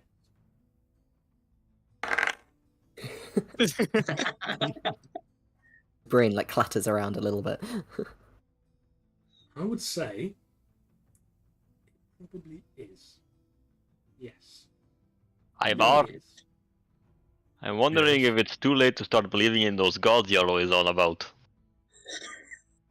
Well, there's always time. I'm yet to find them myself, but can't help, can't hurt. Sorry. I think we might meet them soon. Oh, I'll be giving him an earful then. So, this storm, it's approaching very quickly. You kind of, some of you that you've got a keen eye, you notice the demons seem to notice it. and the whips start to crack louder. You can almost even hear the sound of the whip, really, because of how it echoes in the ice kind of ravine canyon area. And as the crackling storm clouds roll over, it completely kind of obscures this group of demons from your vision. The storm stops moving as soon as it kind of reaches them. It continues moving a little bit until presumably they're kind of in the center of this storm somewhere, and then it stops for a while. What are you guys doing? I'm watching avidly and taking notes. We're not moving from here yet, are we? We're just watching this unfold to see what happens. Or would you guys like to go? There's a storm down there. I'll pass. Yeah, we'll just watch for now.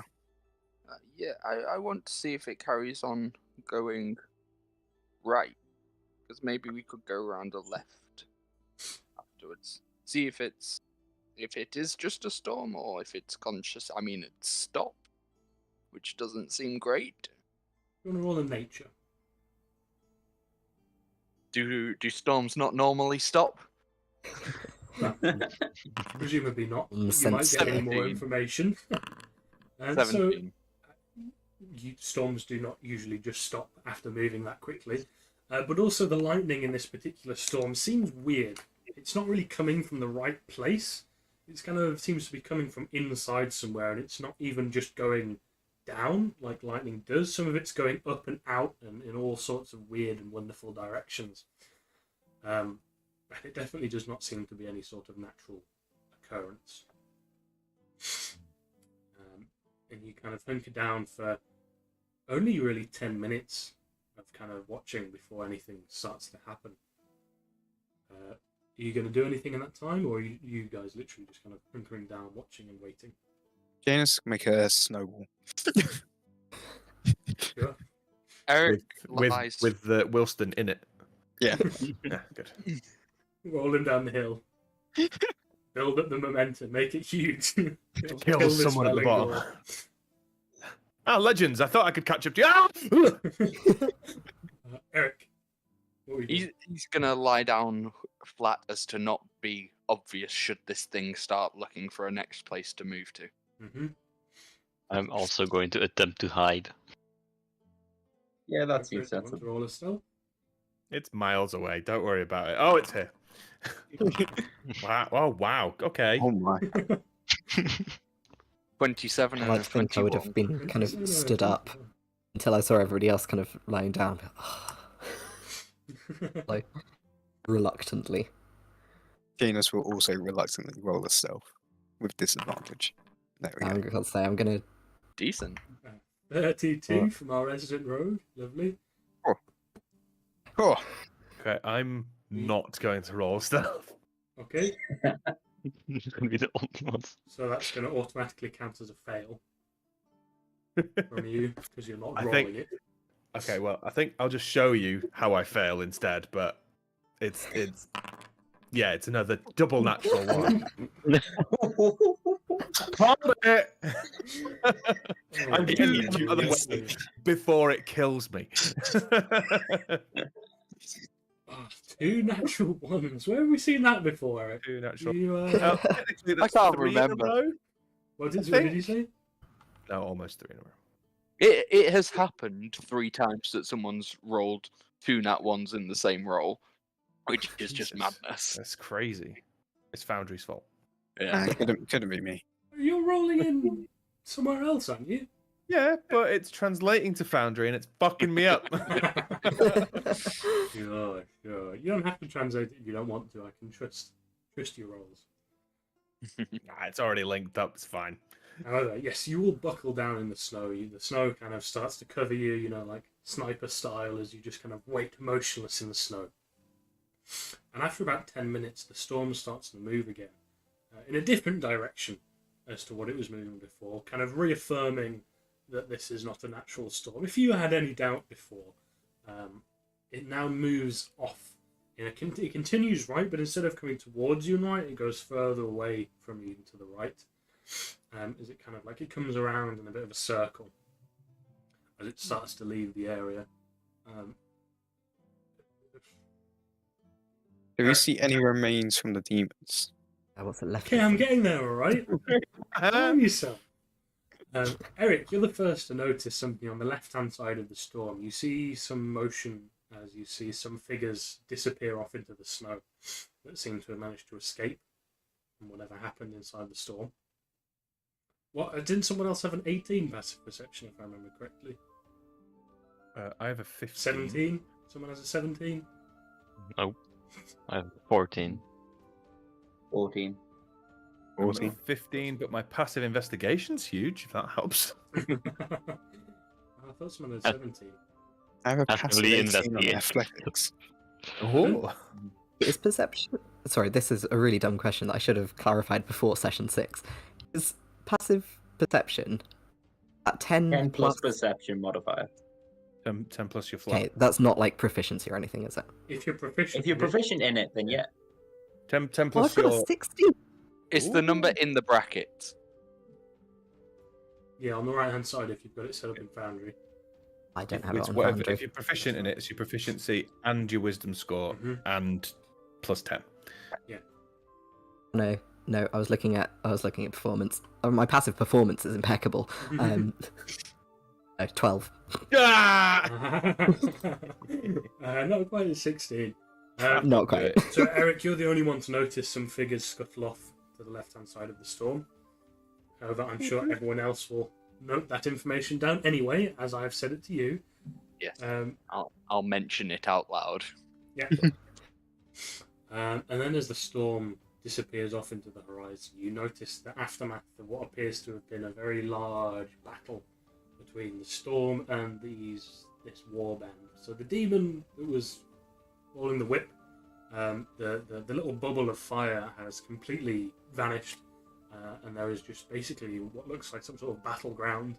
The ice is kind of scorched with scorch marks, and it's kind of melting here and there, and you can see there's cracks in the lake where there's kind of big slabs of ice that are kind of moving around with the currents of the water. And there is just bodies strewn across the floor. Pretty much all of them look to be, well, from what you can tell, they're all just strewn across the floor. You would have to definitely get closer to know if they were alive or not. But they look pretty dead. None of them are standing up and walking away. Time to go double tap them. Loot? And as you're kind of watching, you see some of the bodies kind of slide in between the cracks in the lake and they fall away. Ooh. And this is what you see, this lovely scene. Would we like to save some time by getting down this hill? Is it like a drop off? It's much steeper than you climbed up, Ah. but it's definitely walkable. The demons did it, so you can probably do it. But it's quite a lot steeper. Should Can I put a ask, sled. Could Hargrim? we use a shield as a snowboard? You could. That might go very wrong, as you would instantly be on the lake as soon as you get to the bottom of the hill. You Just may or keep may going. not just smash through the ice or something. You can certainly ask him. No, I feel like I might just not have visualized this properly, but is there a reason that they've gone onto the lake as opposed to around it? Is there a Right. danger around the edge? There's a reason. They are pretty much fucking idiots, really. You don't walk across these ice lakes. I don't know what they were thinking. So why did they? Have they done anything to the edge that we can't follow? Maybe Yeah. they just thought it was faster. Yes, speed over any sort of. I mean, it would be the quickest route to wherever they're headed. To go across the What's ice their lake. urgency? Didn't tell you. They probably Maybe thought they some were god wanted us to witness what happens to those who tread on the ice lakes. Maybe there's one under the lake. Don't know. I mean, they probably thought they were the biggest, scariest things around, and they just got proved very wrong. They learned it the hard way so that we didn't have to, I guess. I know. Surely, how if they're willing to walk kind. across an ice lake, they must be fairly comfortable with the terrain, or completely oblivious. But for a warband, that seems incredibly out of the ordinary. I mean, they might not be particularly used to being around these parts. How did they get here? They were I mean- walking in the same direction we were, so they were coming same direction we were. If you remember, the tracks curve inwards towards your tracks from an angle. So they had come on to the Near enough. path that we were on to from somewhere else. Yes, I mean, my comments about them being idiots might be a little bit biased, but I don't know anyone who would walk across an ice lake if they knew what an ice lake was. That might be our answer then. So either they didn't, and they may not know what their terrain is, in which case why are they crossing it? Or they did know, and they're a lot more cocksure than we thought they were. They're a lot more what, sorry? Cocksure. Confident. Big words confuse you, Hagron. No, you just cut out, I think. I didn't hear the beginning of the word. No, that's it. He's being a dick now. That's it. Your vocal cords, you use them a lot in your stories. Maybe they cut out at the start. I didn't hear the word. Not used to the cold weather. It snatched your voice away. Vocal cords just shrink. So, where to next, Hagrid? Well, if we head across, we will probably catch up on the lost time, but the lake's already ruined. I would definitely not recommend that we can head around the left or the right, both of which will probably be the same length of time now, and we've been set back about 3 or so hours. I would vote for the left. Is that back the way that we just came from? It's not back the way, either way you go. So you were heading in, and you veered off right to go the long way around the ice lake, where you could have just gone around left and taken like the quick route around. So we were originally going to go left around it, though. Yes, but if you go over the ice lake, it would have been a bit quicker than going around the left-hand side, but it's not. It's just longer on the right, a little bit longer on the left, quick down the middle. Back to our original route. Yeah. Is probably. I mean, we may as well stick to what Hargrim set out for us, so let's do that. Lovely. So you bridge down the left-hand side of the hill, and you continue on your journey. So this is where Eric did say that he spotted some of these warband people escaping. Luckily, they escaped with their lives. And you will, in fact, run into their tracks when you get about halfway around the lake on the left-hand side. Again, you will re-encounter tracks of a much smaller warband than what you were walking behind before. From what you saw, there was maybe at least 3 up to maybe 7 figures. It was quite hard to tell because of mainly the distance, really. It's probably best to just leave them be. They'll probably die off by themselves. I mean, they do seem a little bit left in disarray. We don't need to waste time chasing after them, do we now? Not as organised as they were a second ago. And they have no heat shield protecting them either anymore. So the cold will probably take them. I doubt it will be much of a threat if we run into them. Yeah, so may as well carry on as we intended, and if we do run into them, we will dispatch them accordingly. So as you continue on to finish up your day of travelling, it does in fact look like you probably will run into them eventually, because they are still on the same path, which happens to be a pretty similar path to the one you're following. I mean, if you're walking in their footsteps, you will be able to catch up to them because they've already cleared a bit of a path through the snow. So it's up to you guys if you want to follow it and be a little bit quicker, or go like strictly set out the route that Hargrim wants you to follow. I just say set out route. I'm very confused as to if they seem to still be going in the same path, almost like they are planning on going somewhere. It's a surprise that after everything they're still... I don't know. Maybe they live out here? Or they have a If they camp live out out here? here, why would they cross the ice lake? Agreed. Maybe They must be going somewhere. maybe they're Either being they're- sent to look for what we're looking for. The thought Yes. was just occurring to me as well, Ivar. Perhaps Same. they are seeking our goal. Our goal. Yes. Or maybe they're being sent to find us. Well, we no, already that wouldn't make know sense, that. because they've been here for a Yes. while. Or they're trying to find our destination, which is Which is where we're heading to now. Yes, thank you, Halgrim. We'll get going. A I for feel a like we way should. forward? I feel like we should, if we can, catch them up and maybe see more of what they're doing.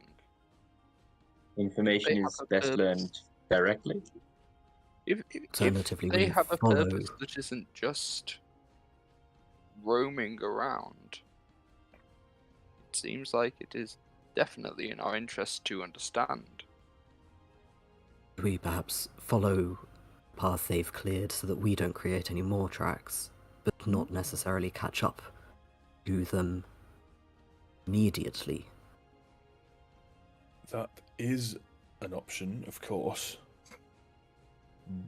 But without the one in charge being around anymore, we might just end up following some clueless oaf until it passes out and dies from exposure. In which case they might have some information on them.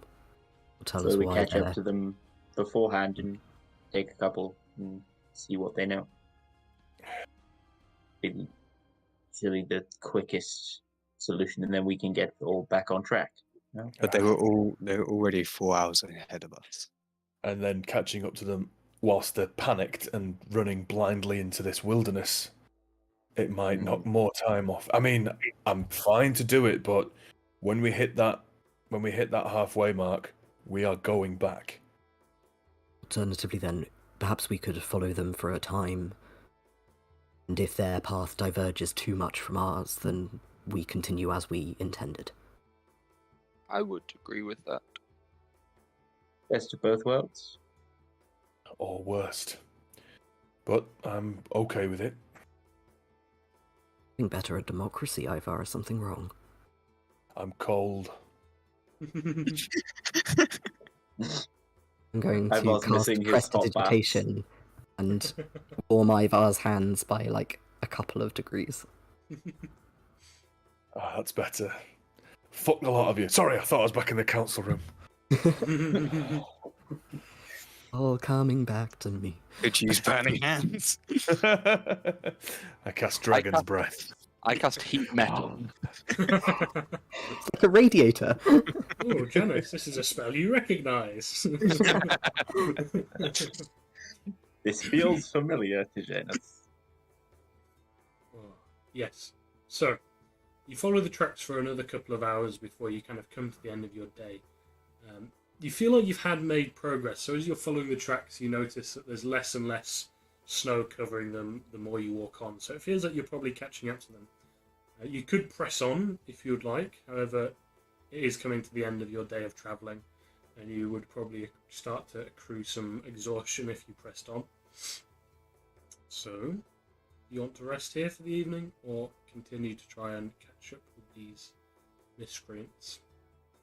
Let's hammer it towards these guys for hour 2, see what turns up, and then You want to make a survival to kind of gauge maybe how far ahead they might be from you now? I will try. You can do it. 14. Mm-hmm. Oh, Is is anyone everyone else doing- everyone available at this one? It's an open question. 27. Oh, Go for it, I why think not? Eric, I think I've got this, mate. How about you just chill?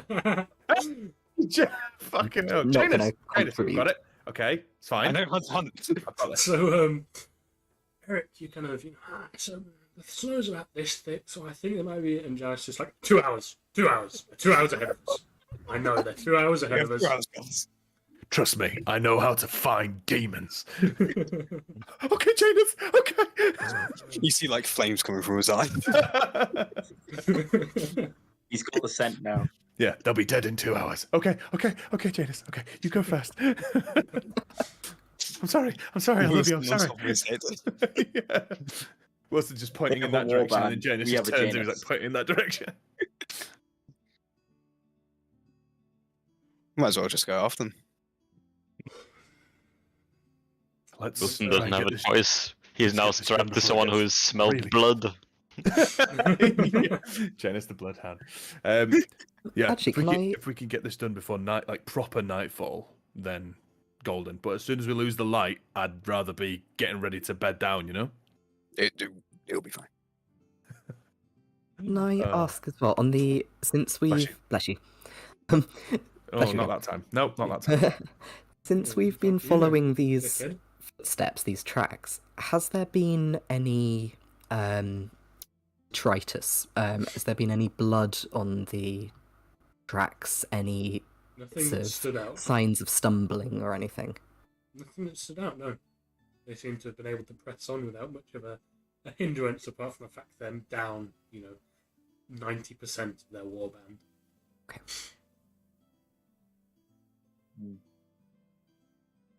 Is the chase on? Are we hunting them? It is on. Let's do it. We still have some Hunted light is- left. Let's fuck them up. Yep. I've had just a little smile in the corner of one side. Just Okay, so you could go after them at your current pace and gain a level of exhaustion by the time you reach them, or you could run and proper chase them down and reach them in about half an hour and gain 2 levels of exhaustion. Oh. So the first level of exhaustion is disadvantage on your ability checks, and the second level of exhaustion is your movement speed is halved.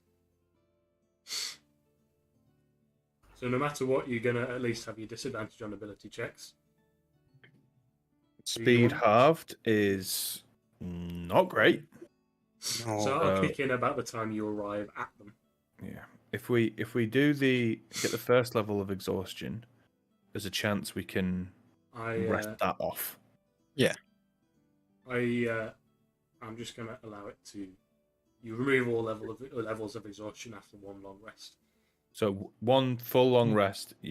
All levels of exhaustion. Sorry. Yeah. Okay.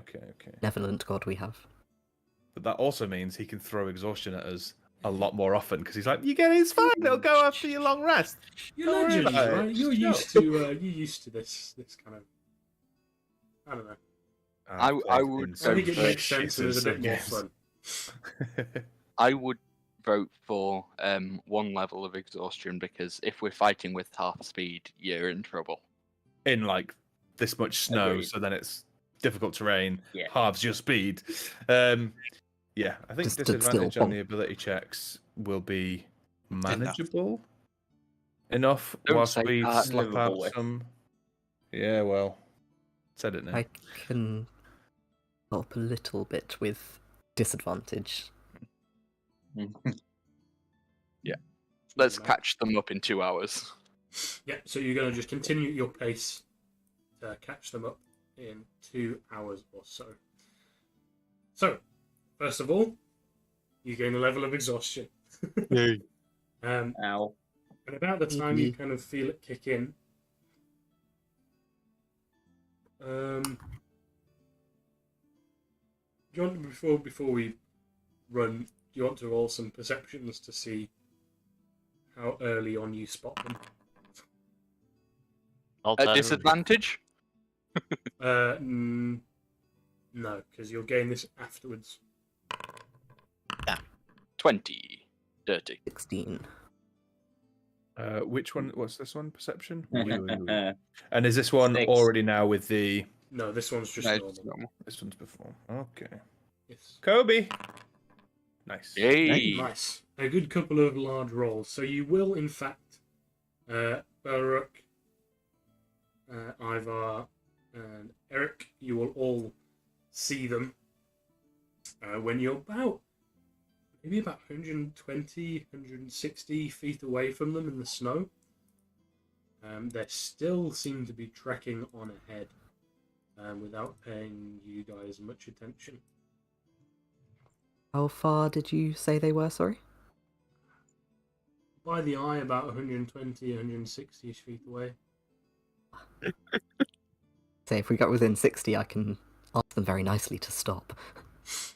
Has anyone Yes, pointed I'm just them? telling you the first point you see them. So, I mean, if you want to do something or not, it's kind of up to you guys. Has They anyone look- pointed them out? So, I mean, Beleric, Michael, and Ivar all see them. So they appear to be 5 figures walking kind of like an X formation through the snow. Do they look like they're walking with intent? Yes. They look like they're To walk going more. somewhere rather I than. mean, yeah, it looks like it, yeah.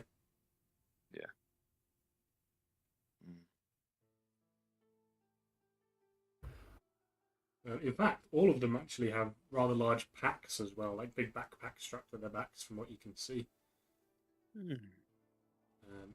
And they all appear to be the large muscled folk with big weapons and horns on their heads. So yeah, you spot them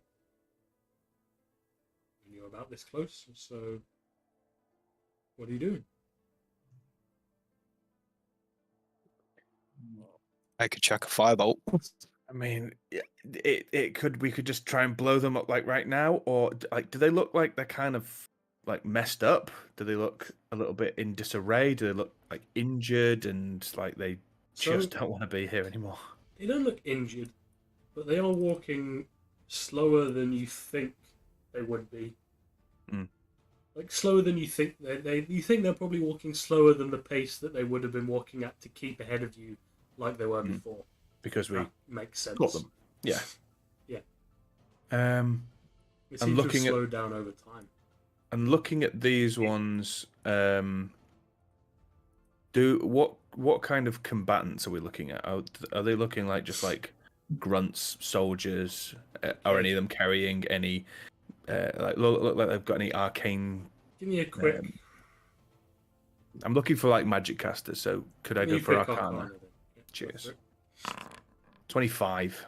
25. So, as I said, they're in kind of an X formation. The 4 on the outside look to be kind of like in guarding positions for the one in the middle, who does indeed have runic tattoos kind of all across his exposed torso. And he's in the process of casting some sort of spell right now, which has basically a miniature version of this fire shield that they had before.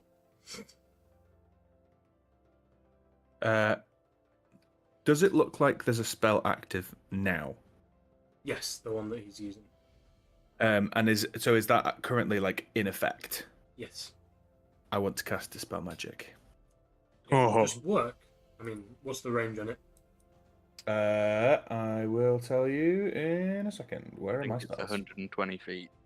Dispel Magic is 120 feet, yes. So you're not quite within range.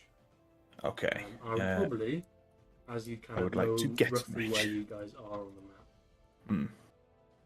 Take the map. Oh, baby, we're not fighting on a boat anymore. Hooray! We have solid ground. Well, slushy Yeah. ground. Slushy ground. Yeah. It's not quite the We ocean, can but go it'll do. anywhere. Well, I mean, it's water. Have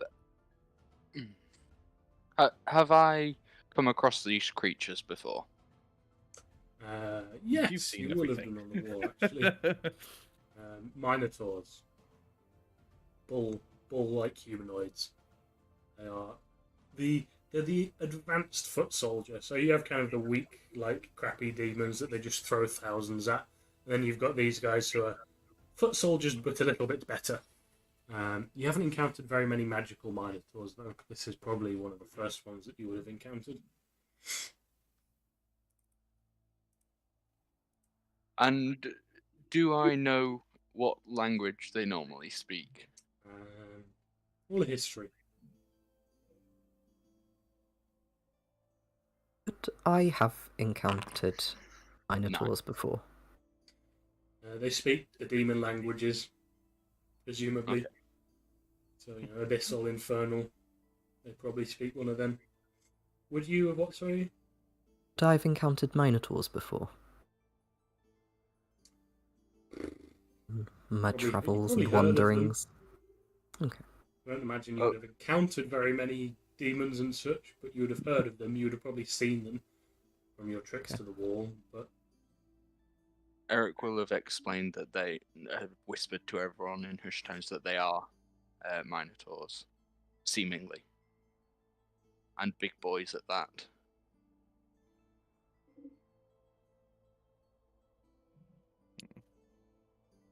Are you fighting these things?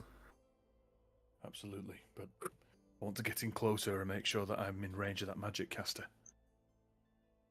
I could do with being in range too. I might be able to do something from a distance as well. So, Maybe maybe we could find out any information first. I could try and shout to them. I mean, that See is if they're entirely up to Or you, we- but as soon as anything starts, we finish it. okay. We need to get close enough that they can hear us anyway, surely. Yeah. Yes. As you can. Eric is gonna try and walk closer, and is going to call out in Infernal from, I don't know, maybe about here. So going like within like 90 feet of them or something, 100 feet, and call so out. you're rolling a stealth to get up this close. Okay, sure. Or, Yeah. I mean, it's up to you. You Yeah. could just walk up and hope they notice you because you're calling Yeah. out anyway. Or... Yeah, I'm about to shout to them anyway. I'll shout to them, and everyone hears.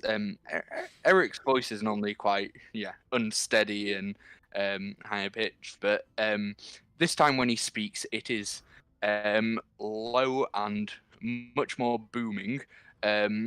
And I don't know if anyone else knows Infernal, but if you do, you would hear him speaking in Infernal to call at the Minotaurs, shouting, "What is your business here?" Lovely. So, just before you start to shout, the one in the middle will have begun to turn around as it has seemingly noticed something behind it. And you shout out in Infernal? Infernal. So as it turns around, it has a bit of a startled look on its face, and it mutters in, unfortunately, Abyssal. Do you speak Abyssal? No, I don't. Anyone speak Abyssal? God, no. I've got no fucking languages available. you speak, I think I write speak in the it. language of demons. Wait, did I? One sec, let me check the other. Didn't I roll can learn some of read. the I demon can languages? read in all of them, and Yeah. that's about it. Can you not read and write if you have the languages? Not with the spell comprehend languages. Ah, right. Oh, Oh no, I can. Yeah, I can understand any written language, oh. and understand the literal meaning of any spoken language that you hear. But I have to cast it. Mm-hmm. If I can, slightly in retrospect, can I cast Universal Speech on myself and Eric, I mean, which is a can you? eloquence What does it feature. do? Oh, Says, as an action, choose one or more creatures within 60 feet of you, up to a number equal to your charisma modifier. They can... Oh, hang on, no, I think... Sorry, no, I think that's got to go on the person or the thing that's speaking the other language. Okay. Says they can magically understand you regardless of the language you speak, so I assume that's got to be within the communicators. oh, so as in the Minotaurs We'd creatures. have to... Yeah, cast it on the Bollocking. Minotaur. Anyone can understand you. Yeah. Oh no, that's within 60 feet. I mean, you could have cast it on Eric so he could understand what they're saying. I don't think I can. I think it's kind of me and the Oh. things. It doesn't work quite like that. Then it has to be the creature that's speaking to you as well to link. Yeah, it says- is it to link says, you and like- everybody? Yeah, as an action, choose one or more creatures within 60 feet of you, up to a number equal to charisma modifier. They can magically understand you regardless of the language they speak. Okay. So it wouldn't quite work. Wouldn't work. No. So Never you mind. will hear something. I mean, I think Ivar and Eric, maybe even Janice, probably most of you really could probably recognise it as the one other language that the demons speak. They speak pretty much Abyssal and Infernal, and these guys speak Infernal. Although you can kind of guess maybe what they might be saying, because as he speaks, he kind of pats the guys on the back and pushes them back slightly, and they turn around, look at you, and they start to bolt it through the snow. None of you said you were really readying any actions or anything for that, so they'll get at least some distance through the snow, before you guys get to do anything. Yeah. This guy in the middle staying where he is. I'm still trying to get in range of the spellcaster. Yeah, I would also like to be just trying to move forward as much as possible. Yes, so if you're trying to do stuff, should we just go into an initiative? Probably.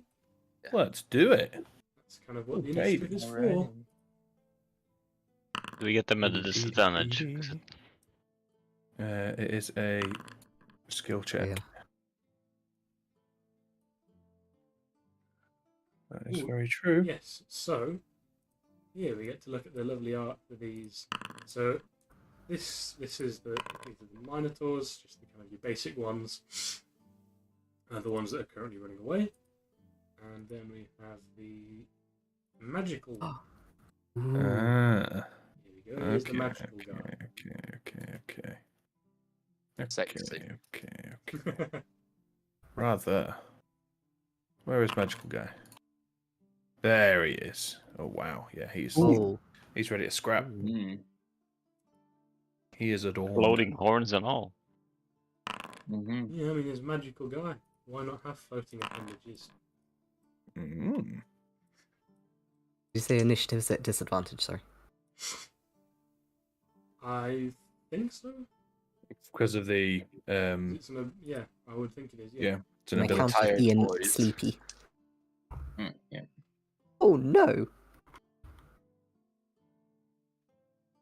I'll roll mine again just in case then. I got Yeah. Mine's So good. what was everyone's initiative at a disadvantage? Still the 11 that it's set at. Yep. yeah. 15 with disadvantage, so. 15 with a disadvantage. Yep. Ivar, that was a disadvantage as well. Wilson, that was. Janice, what was yours with a disadvantage? It's not letting me roll it again, so I can't do it. Just roll a d20 and add whatever your initiative bonuses are. If it's lower than what it was previously, then we will use that instead. It's not low. What did you Mine roll is with? a 4. You'll just stay at 11. Bellarok was a 4 as well. Sorry. Bellarok was a 4. What's your dexterity, Bellarok? 14. What? Okay. Both of you roll a d20 because both of you have the same dex. Highest wins. Unless you want to defer to each other who goes first. 6. 6? Ah, okay, I'll go first then. You go first. Lovely. And in that case, Ivar, you get the first round in combat. We'll probably try and run through one round and then we'll call it for this evening. So, Ivar. Go. Well, the knight token is the temporary token for Hargrim. Oh, for Hargrim, yeah. Yeah, when I included him in the campaign, I kind of forgot that he would be here in the combat. So I didn't make him a token for some reason. Oh god, what if our guy dies? I forgot he existed. Fingers crossed. No. I'm going to move. Oh, no, I can't. No, I'm not allowed. Never mind. You should be able to. Oh, because I didn't click begin. That would help. Okay. I will try that again. Go, gadget. Ivar! Eh. 25.11 feet. That was 0.11 feet higher than you can walk. Can you please move back 0.11 feet? Oh, I'm God, kidding. yeah, fine. Nah, I'm messing. It's all good. I can only move It's back annoying that you 1 can't point set it. something feet. Yeah, just be to flat numbers. And As long as you're within 0.5. Don't go abusing that, right, guys? yeah. If you keep going 0.15, I will get suspicious. Unabusable. Well. What do we have here? We seem to be within range of. Let me just scroll that bit. Fucking hell, this is massive distance now, isn't it? We do seem to be within range of a fireball. So let's start this off with a bang, shall we? Yeah. And I get to roll my first fireball as a wizard in this campaign. So, Fuck we 'em up. need Can they all make Four. dexterity five saving throws for me, dexterity please? saving throws. They I think so. absolutely Are can. they within of the point which is basically centered on him? Within 20 feet. So you can 20 make foot a radius. 20-foot circle. It's only these two. It's fine. It's fine. 20 foot. 20-foot radius. How do I make the thing? Oh, it's there. Never Which mind. you can hit them all with if you would like. I can't aim it there. I can only aim it on top of the guy at the front because that is Yeah, it's slightly too far away. 150 footies. So you can Actually, pop it right there. yeah. In that case, I'm going to dash instead, to get some movement up here. Okay. Yeah, I'm going to dash Action. instead. Action to dash. Yes, action to dash, and that should get me in almost range for. Ooh, fucking hell, that's well close. Almost range for counter spelling and dispel magic. Oh, just dispel magicking, no counter spell. Yeah. Okay. That's it. Velios then. All right. I Have you am received- going badly as per usual. They seem to have started to run Combat. away. Yep. Avelios is going to pull out a short bow that he has always had stashed upon his person. He doesn't use it very often, owing to the fact that he prefers a good old sword. But he's going to plant his feet in the snow, pull out a thing, aim it, adjust for wind, and just through the air on the furthest of the fleeing ones. Yep. So that's going to be this one. Yep. Which is outside of the normal range. Do you have things It is. to... I'm going to use steady aim as my bonus action Yep. to give myself advantage, which negates it. So it's just a This is normal just roll. just a straight roll, which is a 25 to hit. That hits him. Excellent. So he takes some damage. Sneak attack time.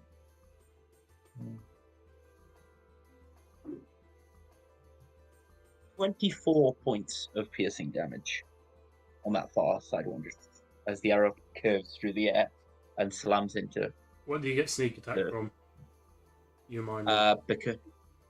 Because I'm not hidden from them, am I? You are not. Nope. Here. Were you at disadvantage? I wasn't at disadvantage, but neither was I at advantage. All of my thing only comes into contact with melee. In which case, no, I don't. I don't get sneak attack because I'm not hidden. Okay. In which case, I do a measly 7 damage instead. That's a big difference. Sneak attack is a massive jump. In that case, the Minotaurs are gonna. Oh no, it's the magical dude. So the magical dude is Fireball. Ping pong, but with fire. What? fireballs back and forth between us. I am confused. Anyway, Who's fireballing? Don't you dare. well, it doesn't really have any range. Can hit you guys, so it's going to just slowly step back with the rest of them. No! However, not at the same. He's kind of like walking backwards, not at the same speed as the rest of them are. Got Wilson, little legs. Let's see. If you stay on top of me, I will throw you. Why? Because then you can get closer. you can hold your But action what if if- you want till after you're thrown, or you can just hold your turn for after Janice. Or I can buff Janus and use him as my mount. And ride him around in battle. Where Eric's just like, I have polymorph. Mobile battle station. Transform into a platform with turrets on it. In which case, I will cast Sanctuary. Is that the one where you pick a type of creature? Or something like that? No, I ward him against like damage. People that want to hit him aren't allowed is to that do one? that. Yep, they need to Oh. make a wisdom save. Yes. And I will also cast Haste. Holy shit. What? Can you cast Uh, level spells? He's hacking. I'll say He's hacking. He's hacked the planet. That's yeah, I'm not They're too level fussed about spell, leveled isn't it? spells, but you can't. If you cast a bonus action spell, you can only cast cantrips. Yeah, but I'm not bothered about Oh. leveled spells. No, that's not- I'm just bothered no about worries. casting. What is it that I'm bothered about? I'm bothered about something. Figure it out in a moment. Are you bothered about Sanctuary isn't concentration? concentration. Because, Sanctuary isn't. Yeah, you can't cast two concentration spells. You can't cast. I can't. There's something I'm bothered about around that, but I can't remember what it is. Oh well. Is Sanctuary a concentration or does it just last a No. minute? Just a minute. But obviously, you can't cast two concentration. Oh, it's spells. yeah. I was looking for the thing that says if it was concentration or not, but it's on the haste when it says concentration. Is that it? Yep. Okay, Janice then. Cool. So you put haste on me, right? Yep. Double speed. So we're gonna fucking dash 60 feet. As one of your actions. Yep, because it says I can Yeah. dash. Well, if you Your dash, haste you can extra. move 120 feet. Because your movement speed is doubled. Well, no, because I'm going to use the other action to throw you. Wait, you've got your But movement. you still. have 120 Yeah, but you have feet. double movement Oh, speed. wait, You have 100. If you dash, you can move 120 feet. Yeah. Oh, because this is great. You have 60 base now, so if you dash, it's 120. And then Okay. throwing the improvised Wilston is I'm going to Strength? throw Wilson. And athletics or acrobatics? Athletics. At disadvantage? Because It of. will be, yes. This is a great idea. Throw the person concentrating on your haste into the middle of combat. oh Yeah. Lord above, So, That's a more nat one. natural ones Dunks him into the floor. by all the gods above and below. no. This is a wonderful throw. A wonderful throw, in fact. And Wilston is going to land right in the middle Right. of all of them. Oh, no. Oh, Lord. It was either that or you like celebratory like touchdown, Slam kick dunk him into the him. ground like yeah, haste. Oh, sorry. Why can't I fucking move you? Dream goal. Like that Eric is just Yeah. despairing in the corner. Yeah. Improvise gnome! Boom! Oh, Wilston? Are you okay? Was Sanctuary on yourself, Wilston? No. Probably should have done it on me. I don't know why I can't move anyone when I'm the fucking DM. It's It's just probably right because in the middle. Wilson's too small to grab. I think my mouse is just fucking broken again. At least Janus would be good it's at 'cause rugby. That's why, because I'm on the wrong tool. Of course. Wilson, what was your initiative? It was just before Janice, right? Yes. It doesn't really matter what the number was. We'll just put you It was like 11.20. 2, 6.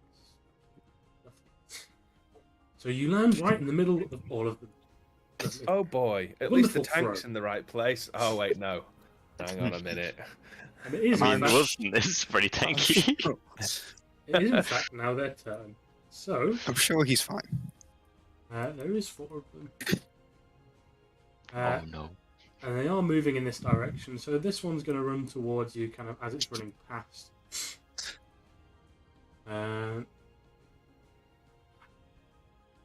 So it kind of, as it runs towards you, it kind of unsheathes its great axe. This one has a great axe. It kind of unsheathes it from its back and just swings right kind of horizontally at you as it's running past. For which it rolled, and it can recklessly attack, so it's going to do it to advantage. It rolled a 17. That does not hit. Yay! Because I reaction casted shield. Too So short. until my next turn, I have an AC of 23. Lovely. Nice. And then the other one's going to do this one's going to continue its movement. So it See, they go up it's to about fine. here. You can get an attack of opportunity on it if you want.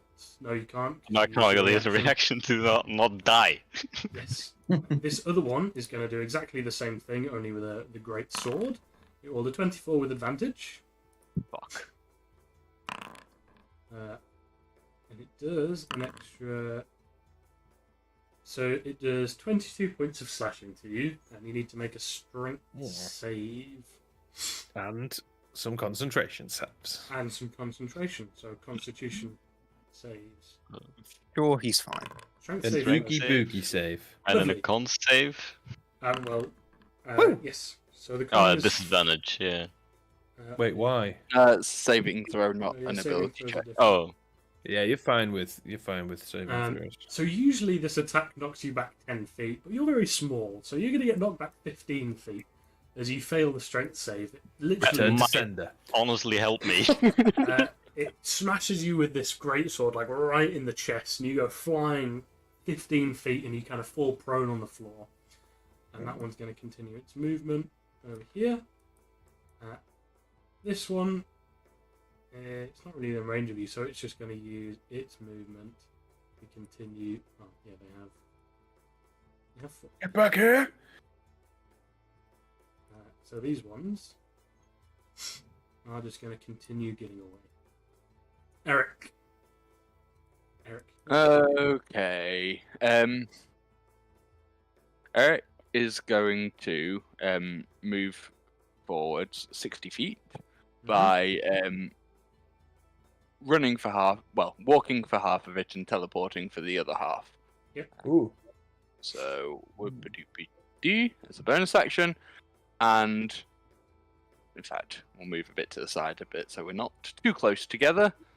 He's 70 feet away, and as my action, I am going to cast a cantrip. I'm going to cast Chill Touch on him. A very relaxed touch. Arcanist's favourite spell that is neither a chill or a touch. Neat. No, no It is touch not involved. cold and touch. It is necrotic ranged for some bizarre reason. Does a Um, 16 A hit? touch of the who are you aiming grave. for again? I'm aiming for Mr. Magic. That does hit.